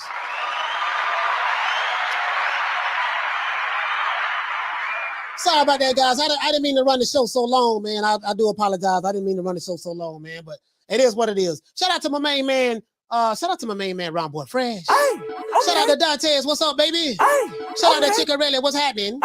Shout out to Damian Bennett with the Lick Reed. Shout out to Lil Green Eyes P. Shout out to Charlo. Shout out to Ahmed. Shout out to Knockdown 305. Shout out to Thomas Jones. Shout out to the Queen Fistiana Fights. Shout out to the Queen Misfit. Shout out to Retro Boxing and Documentaries. My main man Blood over there in Gainesville, man. Shout out to Schoolo X-Mon. Shout out to Mark Nash. Shout out to Rider of the Storm. Shout out to Philly Fly. Shout out to Agent Big 30. Shout out to A Sneed. Shout out to Dr. Paul Evans. Shout out to my sister Arlette. Shout out to the Queen Lisa Bales. Shout out to my brother Smith and West from Detroit. Detroit versus everybody. Shout out to Punch Perfect Boxing. Shout out to Here to There. True Gritter 402, Omaha, Nebraska's finest. Shout out to Malcolm Roach, my brother from Houston, Texas. Shout out to Hell Hero Elite from Orlando. Shout out to Jay Rodriguez. Shout out to Folabon. Shout out to Philo 58. Shout out to Dean West. Shout out to Jim 82. Shout out to Will.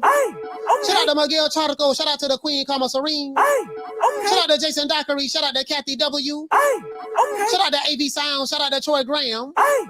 Shout out to Big Ronald Finkley from Vermont. Shout out to Bush the Can Man Cassidy. Shout out to MFB. Shout out to Bernard Burton. Shout out to Juan Corrillo. Shout out to Major Key Boxing from the O. Shout out to Big Hawk from Maryland. Shout out to Manny Dos Ciento Inueve. Shout out to Deborah Booker from Cleveland, Ohio. Shout out to W. Wright Saeed. Shout out to Just a Fan. Shout out to Lady Shan. Dun Dem Season in the house. Shout out to Drumming for Whole Life. Shout out to Javon Soto. Shout out to Candy Slim 501. Shout out to Boxing Nerd 101. Shout out to Eric Pack. Shout out to Manny G. Shout out to Flex. Shout out to Flex BX. Shout out to Old Daddy Boxing. Shout out to Jesus Luna. Shout out to Frank the Tank Big Bang. Shout out to Ricky Ricardo from San Antonio. Shout out to Al Money. Shout out to LaShawn. What's going on, bro? Shout out to hashtag BWONW. Throwing up the W. Shout out to BWG Fiend. Shout out to Swift 718. Shout out to Get Touched Up Boxing. Touch them up, baby boy. Shout out to Oscar Radio. What's going on, bro? Shout out to Steven Batman. What's going on, my brother? Hey, look here, man. It is what it is, man. Shout out to Kid Austin for showing up, man. Hopefully we get a chance to y'all take me up on my offer now. I'm telling you, man. Listen, you're talking to one of the most talented dudes in the game, Gifted Gab. I'm telling you, bro, you gotta have your sidekick like me, your own personal hype man. I'm your guy.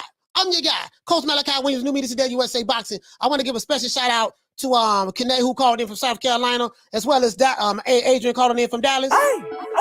And you ought to know what time in TI is, man. Hey, you know what, man? Check this out, though, dog. It is what it is, man. You're begging me not to leave you, and I refuse to let you go. Sir, let's go out Devin Haney style.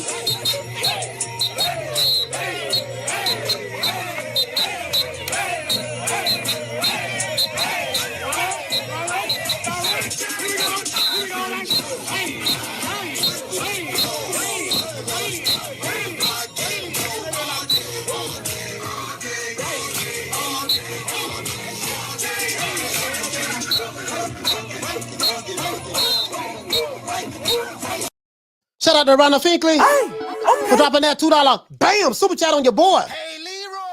Super chat received. Playtime's over, boy. Shout out to the boxing scientists, man, and shout out to anyone else I forgot. Hey, look here, man. We're going to go ahead and do a quick pop-up, man. Give me about 30 minutes, and we're going to make it do what it do. You know my motto. Don't meet me there, beat me there. Peace. Man, I'm out of here, bro. Let's go.